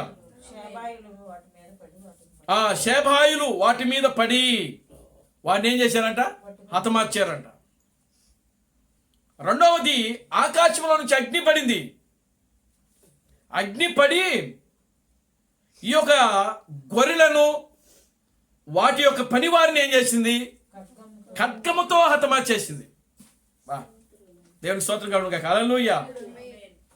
మూడవ శ్రమ కల్దీలు 3 సమూహములుగా విడిపోయి వారిని పట్టుకుని వెళ్ళిపోయి ఎవరిని అనంటే ఒంటెలను వాటి యొక్క పనివారిని కల్దీలు 3 సమూహములుగా విడిపోయి ఏం చేస్తున్నారంటే వాడిని తీసుకుని వెళ్ళిపోయి వాడిని హతమార్చినట్లుగా వాక్యంలో రాయబడింది. 4వ శ్రమ ఏంటి? తన కుమార్తెలు వాళ్ళు ఎలా చనిపోయారు అనంటే సుడిగాలి చేత. యోబు యొక్క అన్న ఇంటి దగ్గర వాళ్ళు భోజనం చేస్తుంటే ఎవరు? యోబు యొక్క కుమార్తెలు. సుడిగాలి అరణ్యముల నుండి సుడిగాలి ఒకటి లేచి ఆ యొక్క ఇంటికి 4 మూలల కొట్టింది. ఆ కొట్టిన వెంటనే ఇల్లంతా కూడా ఏమైపోయింది? ఆ యవ్వనస్తుల మీద పడిపోయింది. మొత్తం 10 మంది సంతానం ఏమైపోయారు? చనిపోయారు. దేవుని స్తోత్రం కలుగునుగాక. హల్లెలూయా. అంటే ఒక్కొక్క శ్రమ ఒక్కొక్క విధంగా వచ్చింది ఇక్కడ. దేవుని నామానికి మహిమ కలుగునుగాక. హల్లెలూయా. యోబు యొక్క శరీరాన్ని మొత్తింది 5వ శ్రమ. అరికాలు నుంచి నడినెత్తి వరకు కుష్టు రోగముతో వచ్చేసింది. ఆమెను హల్లెలూయా. బాధ కలిగిన కురుపులతో శరీరం అంతా కూడా దుర్వాసన వచ్చేసింది. కంపు కొడుతున్నాడు యోబు. ఆ స్నేహితులు కూడా దగ్గరికి రాలేదు, ఎక్కడో దూరంగా నిలబడి యోబును చూస్తే యోబు అన్న ఆనమాలు కూడా లేవంట, గుర్తుపట్టలేకపోతున్నారంట యోబుని. దేవుని స్తోత్రం కలుగుగాక. హల్లెలూయా. చూడండి ప్రియమైన దేవుని బిడ్డలారా, గమనించండి. ఇప్పుడు ఆ యొక్క యోబుకి ఐదో శ్రమ ఆయన యొక్క శరీరము కురుపులతో నిండిపోవటం. 6వ శ్రమ తన భార్య ద్వారా ఆమెకు శోధన. నీవు దేవుని దూషించి నీవు ఇంకనూ యథార్థతను వదలకుందువా? దేవుని దూషించి మరణము కమ్ము. ఇది భార్య ద్వారా వస్తున్న మాట ఇది. ఆమేన్ హల్లెలూయా. 7వ శ్రమ తన స్నేహితులతో. దేవుని నామానికి మహిమ కలుగుగాక. హల్లెలూయా. అందుకనే 5వ అధ్యాయము 19వ వచనములో ఆయన అంటున్న మాటలు ఏంటంటే, 6 బాధలు 7 శ్రమలు నీకు వచ్చినను ఏ కీడు కూడా నీకు. ఆమేన్ హల్లెలూయా. నిజంగా మన జీవితంలో కూడా ప్రియమైన దేవుని బిడ్డలారా, మన జీవితంలో ఎన్ని శ్రమలు వచ్చినా ఏ కష్టాలు వచ్చినా నిజంగా మన దేవుని మీద ఆధారపడినప్పుడు శ్రమలైతే రావచ్చు, కష్టాలైతే శోధనలు అయితే రావచ్చు, కానీ ఆ శోధనలో ఆ శ్రమలలో ఆ ఇరుకుల ఇబ్బందులలో ఏ కీడు కూడా మనకు. ఆమేన్ హల్లెలూయా. చూడండి, క్షేమకాలమున మరణము నుండి, యుద్ధమున ఖడ్గము నుండి ఆయన నిన్ను తప్పించును. ఇక్కడ ఒక మాట రాబడి చూడండి, 22వ వచనం చదవండి. పొలములోని రాళ్లతో నీవు నిబంధన చేసుకుని ఉందువు, అడవి మృగములు నీతో సమ్మతముగా నుండును. అడవి మృగాలు వచ్చి యోబుతో ఎలా ఉంటాయంట? సమ్మతంగా అంటే మంచిగా ఉంటాయి, సహవాసం చేస్తాయి. ఆయన మాట యోబు మాట మృగాలు వింటాయి, మృగాల మాట కూడా యోబు వింటాడు. అది దేవుని స్తోత్రం కలుగుగాక. హల్లెలూయా. ఇది ఎప్పుడు జరిగింది అసలు? ఇది ఎక్కడ జరిగింది? ఆదాము దగ్గర జరిగింది మొదట. ఆమేన్ హల్లెలూయా. ఆదామే ఎవరితో మాట్లాడినాడు? మృగాలతో మాట్లాడాడు, జంతువులతో మాట్లాడాడు. జంతువులు కూడా, మృగాలు కూడా ఆదాముతో మాట్లాడాయి. ఇప్పుడు దేవుడు ఇక్కడ ఏమంటున్నాడంటే, నీకు 7 బాధలు కలిగినా ఏ కీడు కూడా నీకు తగలదు. కానీ అడవి మృగాలు నీతో సమ్మతిస్తాయి. ఆమేన్ హల్లెలూయా. నీ మాట వింటాయి. వాక్యంలో రాయబడింది, ఇద్దరు సమ్మతింపకుండా కూడి నడుతురా అని వాక్యంలో రాయబడింది. అంటే నేను మాట్లాడే మాట మీకు సమ్మతంగా ఉండాలి, మీరు మాట్లాడే మాట నాకు కూడా సమ్మతంగా ఉన్నప్పుడే మనము ఏకీభవించి ప్రయాణం చేయగలము. ఆమేన్ హల్లెలూయా. నా మాటతో నీవు ఏకీభవించకుండా, లేకపోతే మీ మాటతో నేను ఏకీభవించకుండా ఉంటే అది సమ్మతము కాదు. అందుకని వాక్యంలో ఏమబడిందంటే, ఇద్దరు సమ్మతింపకుండా వాళ్ళు కూడి నడుతురా. కనుక ఇప్పుడు యోబు యొక్క మాటలు ఎవరు వింటున్నాయంటే, అడవి మృగాలు వింటున్నాయి. అడవి మృగాల యొక్క మాటలు యోబు వింటున్నాడు. దేవునికి స్తోత్రం చెప్పండి. హల్లెలూయా. వారు ఒకరినొకరు ఏమనుకుంటున్నారు అక్కడంటే, సమ్మతించుకుంటున్నారు. ఈ రోజున నీ మాట అంటే పెండ్లి కుమార్తె యొక్క మాట ఎవరింటాయి? అడవి మృగాలు ఉంటాయి. ఆమేన్ హల్లెలూయా. అడవి మృగాలు మీ మాట వింటాయి, మీ మాటలు ఆలకిస్తాయి. మీరు పొమ్మంటే పోతాయి, మీరు రమ్మంటే వస్తాయి. దేవుని స్తోత్రం కలుగుగాక. హల్లెలూయా. వాటి మాట కూడా మనం వింటాం. ఆమేన్ హల్లెలూయా. ఏదైనా తోటలో ఏదైతే పోయిందో ఆ పోయింది ప్రతిదీ కూడా ఇప్పుడు మరలా తిరిగి దాని యొక్క స్థానంలోనికి తీసుకొని రావడమే నిజమైన విమోచన. హల్లెలూయా. యోబు ఇక్కడ మృగాలతో మాట్లాడుతున్నాడు, జంతువులతో మాట్లాడుతున్నాడు. అంటే ఇక్కడ ఆ యొక్క యోబు జీవితమే 1000 ఏళ్ల పరిపాలనకు సూచనగా ఉంది. ఆమేన్ హల్లెలూయా. మరి నీవు నేను ఎప్పుడు మాట్లాడతాం? ఆమేన్ హల్లెలూయా. మనలోనే అనేకమైన భేదాలు ఉంటున్నాయి. ఆమేన్, హల్లెలూయా. మనలో ఏమున్నాయి? భేదములు ఉన్నాయి, కక్షలు ఉన్నాయి, మద్దతులు ఉన్నాయి. ఆమేన్, హల్లెలూయా. అల్లరితో కూడిన ఆటపాటలు ఉన్నాయి. కనుక వాటన్నిటిని కూడా ప్రియులారా మనము దేవుని యొక్క సన్నిధిలో విడిచిపెట్టాలి. ఏం చేయాలండి? వాటన్నిటి కూడా మనము దేవుని యొక్క సన్నిధిలో విడిచిపెట్టాలి. విడిచిపెట్టి పరిపూర్ణంగా మనం దేవుని వైపు తిరగాలి. దేవునికి స్తోత్రం కలుగును గాక. హల్లెలూయా. దేవుని వైపు మనం తిరగాలి పరిపూర్ణంగా. మన ఆలోచనలు, మన ఉద్దేశాలు, మన తలంపులు, మన నడవడికలు సమస్తమును కూడా దేవునికి మనము అప్పగించాలి. దేవుని సన్నిధిలో మనము వినయ విధేయత కలిగి జీవించాలి. ఆమేన్, హల్లెలూయా. మన ఒక సహోదరుడు నన్ను అడిగాడు. ఆయన ఏదో మెసేజ్ చదువుతూ ఆ మెసేజ్లో క్రీస్తు ప్రణాళిక చెప్తున్నాడు, మీరు సర్పం యొక్క తలను చితక తొక్కండి అని చెప్పాడు ఆయన. దేవునికి స్తోత్రం కలుగును గాక. హల్లెలూయా. ఎవరి తలను? సర్పం యొక్క. దేవునికి స్తోత్రం కలుగును గాక. హల్లెలూయా. అక్కడ ఏం చేశాడంటే మీరు అని ఉపయోగించాడు ఆయన. బైబిల్లో అదే మాట రాయబడింది. చూడండి, రోమిలికి రాసిన పత్రిక 16వ అధ్యాయం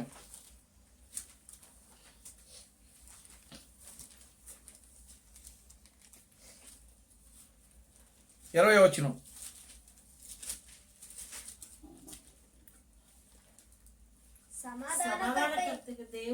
సమాధానకర్తయగు దేవుడు సాతానుని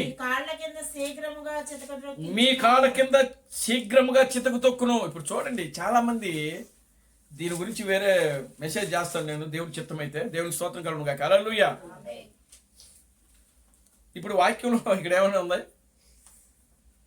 పౌలు చెప్తున్న మాటలు యేసుక్రీస్తు కాలానికి పౌలు కాలానికి చాలా డిఫరెన్స్ ఉంది. చాలామంది ఇప్పుడు ఏమనుకుంటున్నారు అనంటే, యేసుక్రీస్తు కలవరి శిలువలో సాతానుని ఏం చేసినాడు? తలను చితకు తొక్కేశాడు, వాడు చచ్చిపోయాడు అనుకుంటున్నారు. నిజంగా సాతానుడి యొక్క తలను కలవరి శిలువలో యేసుక్రీస్తు గాని చితకు తొక్కుంటే, నిజంగా వాడి ప్రాణం పొయ్యి ఉంటే, ఇక్కడ మళ్ళీ పౌలు ఈ మాట చెప్పాల్సిన అవసరము పౌలుకి లేదు. ఉంటుందా? ఉండదు. ఇంకా లేదు, అసలు అవసరమే లేదు. పౌలుకి చెప్పాల్సిన అవసరము లేదు. అంటే దేవుడు ఇక్కడ నాకు ఇచ్చిన గ్రహింపు ఏంటంటే, ఇది ఎవరికి వారే చేయవలసిన పోరాటం ఇది.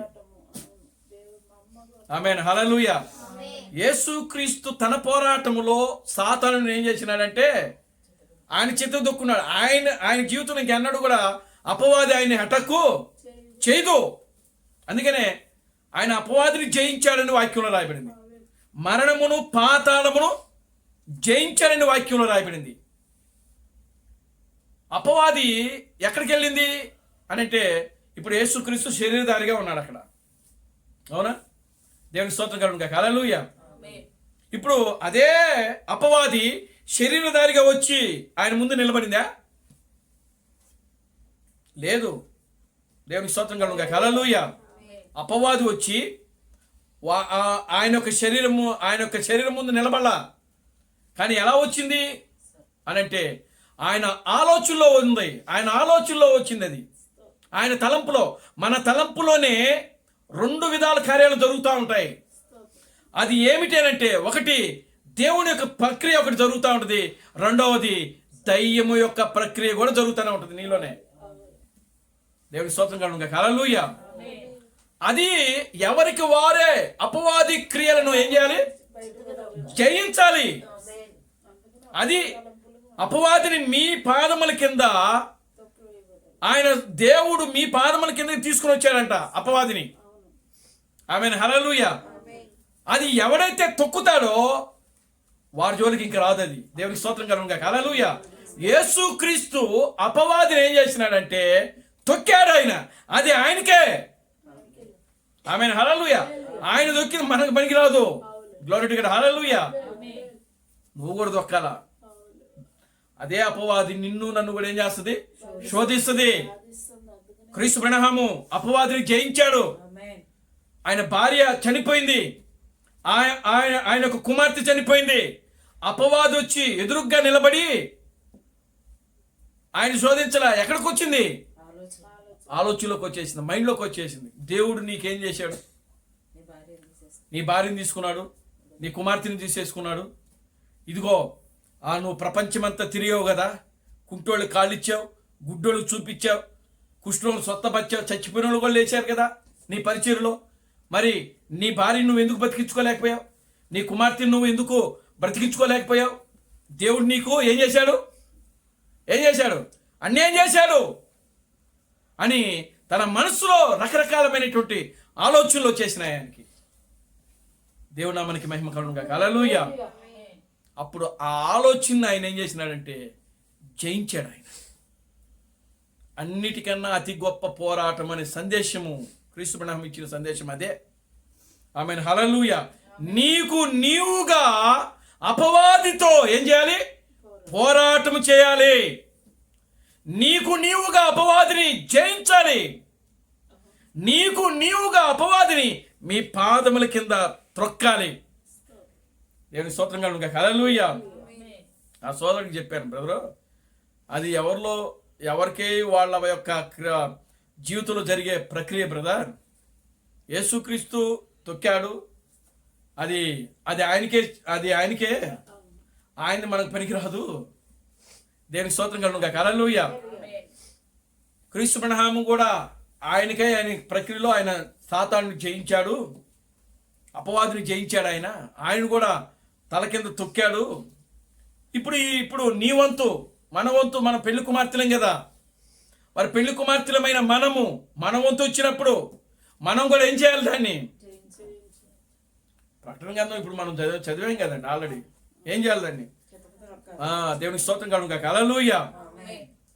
అపవాది యేసుక్రీస్తు వచ్చినప్పుడే వాడు బంధించబడి వాడి తలను చితగొట్టి వానిలో ప్రియమైన దేవుని బిడ్డలు గమనించండి, ఆ యొక్క శక్తి సామర్థ్యములు అప్పుడే పూర్తిగా తీసివేయబడితే ఈరోజు పౌలు ఈ మాట రాయాల్సిన అవసరము ఉండేది కాదు. ఆమేన్. హల్లెలూయా. అయితే యేసుక్రీస్తు శిలువలో చేసింది ఏంటంటే దానికున్న శక్తి బలాన్ని ఏం చేసినాడంటే తగ్గించాడు. Amen. Hallelujah. Glory to God. Hallelujah. ఏం చేశాడు? దాని యొక్క శక్తి సామర్థ్యాన్ని ఏం చేసినాడంటే తగ్గించాడు. దేవునికి స్తోత్రం కలుగును గాక. హల్లెలూయా. మరణానుకున్న బలాన్ని ఏం చేశాడంటే తగ్గించాడు. అపవాది యొక్క బలాన్ని ఏం చేశాడు? తగ్గించాడు ఆయన. ఆమేన్. హల్లెలూయా. కానీ అక్కడ తగ్గించాడు, కానీ అది ఇప్పుడు రెట్టింపు 10 తలలతో బయటకు వస్తుంది. ఇప్పుడు అది దేవునికి స్తోత్రం చెప్పండి. హల్లెలూయా. అక్కడ ఒక తలతోనే ఉంది. అర్థమవుతుందా? మీకు అర్థమైందా? దేవునికి స్తోత్రం కలుగును గాక. హల్లెలూయా. యేసుక్రీస్తు దగ్గర ఒక తలతోనే ఉంది, కానీ ఇప్పుడు నీ దగ్గరికి నా దగ్గరికి వచ్చేటప్పుడు అది ఎలా వస్తుందో తెలుసా? 10 తలలతో వస్తుంది. అది 10 కొమ్ములు. దేవునామానికి మహిమ కలుగును గాక. హల్లెలూయా. అంటే రెట్టింపు వస్తుంది ఇక్కడ, దాని యొక్క శక్తి సామర్థ్యము. దేవునికి స్తోత్రం కలుగును గాక. హల్లెలూయా. విజృంభించుద్ది.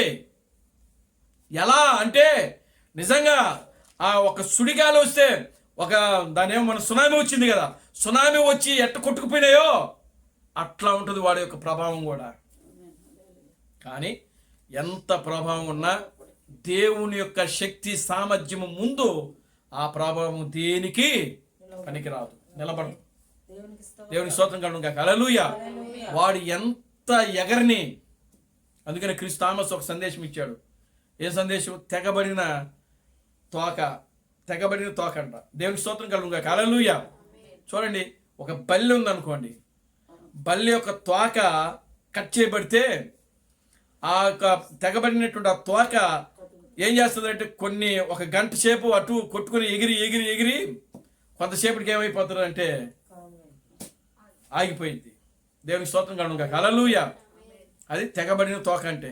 ఇప్పుడు ఈరోజు అపవాది యొక్క శక్తి సామర్థ్యము అది తెగబడింది, కానీ అది ఎవరు సహాయం చేసుకుంటుందో తెలుసా? రాజకీయ నాయకుల యొక్క సహాయముతో 10 రాజ్యాలు, 10 కొమ్ములు, కొమ్ము అనగా రాజ్యము, అధికారము, 10 రాజ్యాల యొక్క సహాయముతో అదేం చేస్తుందంటే మరల తిరిగి పైకి లేస్తుంది, విజృంభిస్తుంది. అప్పుడు నువ్వు ఎదుర్కోవాలి దాన్ని. యేసుక్రీస్తు కాలంలో ఆయన ప్రియులారా గమనించండి, ఒక తలనే ఎదుర్కొన్నాడు ఆయన. కానీ క్రీస్తు బ్రహ్మ యొక్క కాలంలో ఆయన 10 రాజ్యాలను ఎదుర్కొన్నాడు ఆయన. దేవుని స్తోత్రం కలుగునుగా. హల్లెలూయా. క్రీస్తు తామస్సు, ఇది పరిపూర్ణంగా క్రీస్తు బ్రహ్మము, క్రీస్తు తామస్సు, పెండ్లి కుమార్తె, వీళ్ళు ఆయన సాయంకాల సమయము, క్రీస్తు తామస్సు అర్ధరాత్రి సమయంలో, మంద వచ్చేటప్పటికి ఉదయకాల సమయంలో విజృంభిస్తుంది. దేవుడు 3లో పరిపూర్ణుడు ఇక్కడ. ఆమేన్. హల్లెలూయా. ఎందుకంటే యేసుక్రీస్తు తిరిగి లేచిన తర్వాత ఆయన మరలా తిరిగి జీవింపచే ఆత్మగా మారిపోయాడు ఆయన. అందుకనే ఆ దమస్కు మార్గంలో పౌలుకి ఆయన అగ్నిస్తంభంగానే కనబడ్డాడు ఆయన. ఆమేన్. హల్లెలూయా. కనుక సంఘములో దేవుడు పరిపూర్ణంగా తన కార్యాలను 3 విధాలుగా నెరవేరుస్తున్నాడు ఆయన. ఆమేన్. హల్లెలూయా. సాయంకాలము, అర్ధరాత్రి, ఉదయము. దేవునికి స్తోత్రం కలుగునుగా. హల్లెలూయా. ఈ యొక్క కాలములో సాయంకాలంలో క్రీస్తు బ్రహ్మ ఉంటున్నాడు. అర్ధరాత్రి నుంచి ఉదయకాలం వరకు 7 దేవుని కుమారుల పరిచర్య నడుస్తూ ఉంటుంది. ఉదయకాలం వచ్చేటప్పటికి పూర్తిగా పెండ్లి కుమార్తె రంగం మీదకు ఉంటుంది. 700 మంది క్రీస్తులు ఉంటారు అక్కడ. ఆమేన్. హల్లెలూయా. వాళ్ళ యొక్క తాటికి వాడు అపవాది 10 తలలు, 10 రాజ్యాలు, 10 కొమ్ములతో వచ్చినా ప్రియులారా, ఆ యొక్క 10 రాజ్యాల యొక్క శక్తి సామర్థ్యం ఏదైతే ఉందో వాటన్నిటిని కూడా నేలమట్టం చేస్తాడు. ఎవరనంటే ప్రియులారా, దేవుని యొక్క శక్తి సామర్థ్యం. ఆమేన్. హల్లెలూయా. మధ్యాహ్న సమయంలో చెప్పాను, ప్రకటన గ్రంథం 18వ అధ్యాయము, ఓ మహాబబులోను కూలిపోయాను అని వాక్యంలో రాయబడింది. అతను అరుస్తున్నాడు, ఓ మహాబబులోను కూలిపోయాను, మహాబబులోను కూలిపోయినని చెప్పి అరుస్తున్నాడు ఆయన. మహాబబులోను ఆ రోజుల్లో ఎవరు నిర్మించాడు అని అంటే నిమ్రోదు అనేటువంటి వ్యక్తి నిర్మించాడు. దేవునికి స్తోత్రం కలుగునుగా. హల్లెలూయా. మనం 11వ అధ్యాయంలో 10వ అధ్యాయంలో మనం చూస్తాం ఆది కాండంలో. కనుక ఆ నిమ్రోదు ఎవరో కాదు, వాడు అపవాది సంతానం. దేవునికి స్తోత్రం కలుగునుగా. హల్లెలూయా. కనుక వాడు ఇప్పుడు ఇక్కడ ఎలా కనబడుతున్నాడంటే ప్రియులారా, చూడండి ఆ బబులోను కట్టించినటువంటి ఆ నిమ్రోదినే, ఆ బబులోనే ఈరోజు ఉన్నటువంటి నేటి ఆధునిక రోము. ఆ రోమును పరిపాలిస్తున్న వ్యక్తియే పోపు. దేవునికి స్తోత్రం కలుగునుగా. హల్లెలూయా. కనుక ఇప్పుడు చూడండి, ఆ పోపే రేపు క్రీస్తు యొక్క విరోధి, అపవాది. దేవునామానికి మహిమ కలుగునుగా. హల్లెలూయా. కనుక ప్రియమైన దేవుని బిడ్డలారా, ఇక్కడ అపవాది 10 తలలతో 10 కొమ్ములతో అధికారంలోకి వస్తుంటే దేవుడు తన శక్తిని, సామర్థ్యాన్ని ఎవరికి ఇస్తున్నాడంటే తన పెండ్లి కుమార్తెకు 700 మంది క్రీస్తులను పంపిస్తున్నాడు ఆయన. దేవునామానికి మహిమ కలుగునుగా. హల్లెలూయా.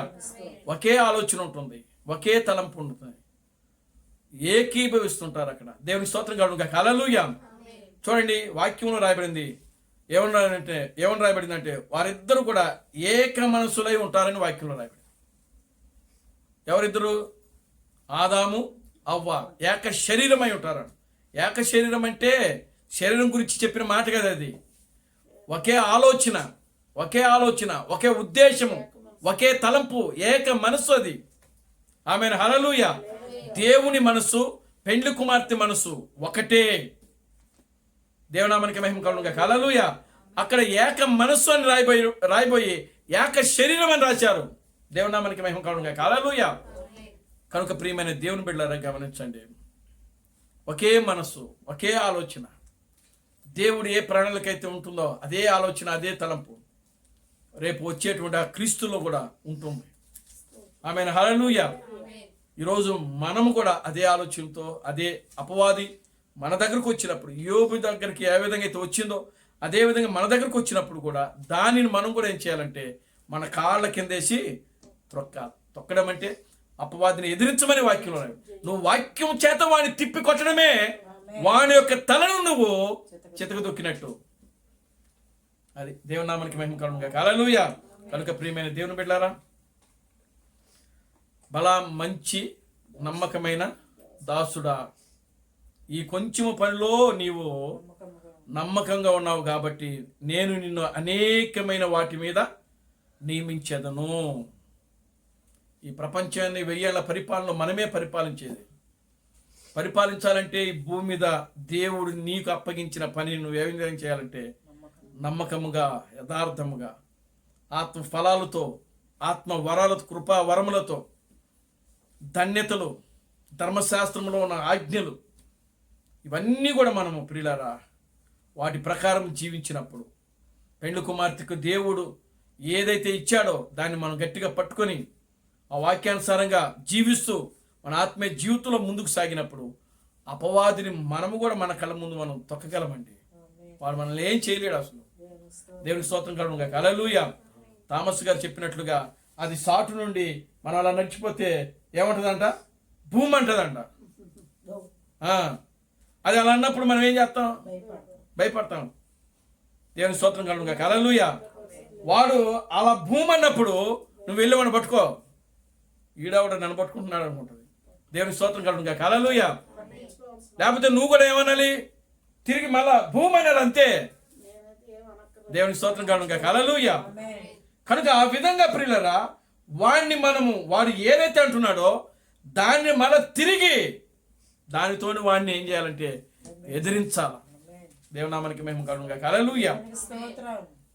కనుక అపవాదిని ఎదిరించేది ఏది అనంటే దేవుని యొక్క వాక్యమే. నీతి క్రియలు, పరిశుద్ధమైన క్రియలు. కనుక అవి పెళ్లి కుమార్తె యొక్క వస్త్రములని వాక్యంలో రాయబడింది. పెళ్లి కుమార్తె యొక్క వస్త్రములు ఏంటి? పరిశుద్ధుల యొక్క క్రియలు. ఆమెను హల్లెలూయా. ఆమెకు వస్త్రాలు ఆమెకు ధరించబడతాయని వాక్యంలో రాయబడింది. కనుక మనము ఆ విధంగా జీవిస్తూ మన ఆత్మీయ జీవితంలో ముందుకు సాగుదాం. దేవుడు తన పరిశుద్ధ వాక్యమును దీవించి ఆశీర్వదించును గాక. ఆమేన్. ప్రార్థన చేసుకుందాం. దయచేసి అందరూ కూడా లేచి నిలబడి ప్రార్థన చేస్తాం. ఓ మమ్మల్ని మిక్కిలిగా ప్రేమించిన మా మంచి తండ్రి, జీవం గల దేవుడా, జీవాధిపతి, నిన్న నేడు నిరంతరము ఒకటే రీతిగా ఉన్న మా పరమ తండ్రి, నా ప్రభు అయిన బ్రహ్మ క్రీస్తు నీ పవిత్రమైన పాదాలకు వందనాలు, స్తుతులు, స్తోత్రము నాయన. ఇప్పటి వరకు కూడా నాయన ఈ సాయంకాలపు ఆరాధన కార్యక్రమాన్ని ఆశీర్వాదకరంగాను దీవెనకరముగాను ఓ నీ నామమునకు మహిమకరముగా మీరు జరిగించారు. అందును బట్టి మీకు స్తోత్రం చెల్లిస్తున్నాం ప్రభువా. ఓ బలా మంచి దాసుడా, ఈ కొంచెం పనిలో నువ్వు నమ్మకంగా ఉన్నావు. నేను నిన్ను అనేకమైన వాటి మీద నియమించిందని నీ వాక్యంలో రాబడింది. నిజముగా ప్రభువా, ఆనాడు ఉపమానము నువ్వు చెప్పావు, దాని యొక్క అర్థము నాయన ఈరోజు మాకు వివరిస్తున్నావు ప్రభువా. అందును బట్టి మీకు స్తోత్రం చెల్లిస్తున్నావు. నీవు అప్పగించిన పరిచర్యలో, పనిలో నాయన మాకు ఏదైతే ఈ కాలంలో వర్తమానం ఇచ్చావో ప్రభు, ఆ వర్తమానంలో ప్రభు నాయన మేము నమ్మకముగా, యథార్థముగా, నీ యందు భయము కలిగి, భక్తి కలిగి, వినయము, విధేయత కలిగి జీవిస్తూ మా ఆత్మీయ జీవితంలో ముందుకు సాగే కృపను మీరు మాకు అనుగ్రహించండి. కూడి వచ్చిన బిడ్డను దీవించి ఆశీర్వదించండి. ఈ సాయంకాలపు దీవులతో నింపండి. సమస్త ఘనత మహిమను మీరు తెచ్చుకోండి.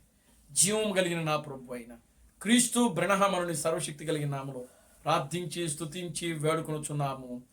ఆమేన్. అందరూ కూడా 2 చేతులు పైకెత్తి కోరస్ పాడుకుందాం. Christ Branham never fails.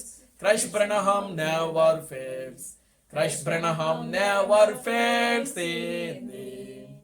Hallelujah. Hallelujah.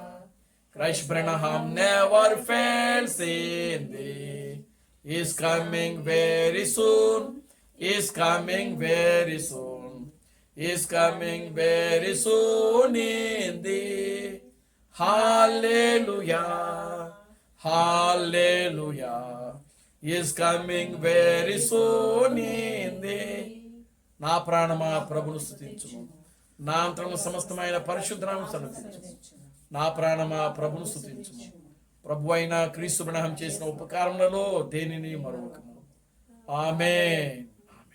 రాజులకు రాజుగా, ప్రభువులకు ప్రభువుగా, పెండ్లి కుమారుడుగా తెర మీద ప్రత్యక్షము కానున్న ప్రభు అయిన క్రీస్తు బ్రహ్మ యొక్క కృప సమాధానము ఇక్కడ కూడిన ప్రతి బిడ్డకును ఈ ప్రపంచంలో 7వ దూత ఎస్ థామస్ గారిని క్రీస్తుగా అంగీకరించి, క్రీస్తు బ్రహ్మే దేవుడు, క్రీస్తు బ్రహ్మే రాజులకు రాజు, క్రీస్తు బ్రహ్మే ప్రభువులకు ప్రభు అని నమ్మి విశ్వసించి ఆరాధిస్తున్న ప్రతి బిడ్డకును ఇప్పుడును సదాకాలము తోడైండి నడిపించును గాక. ఆమేన్. ఆమేన్. అందరికీ వందనాలు. ప్రభు మిమ్మల్ని దీవించి ఆశీర్వదించును గాక. ఆమేన్.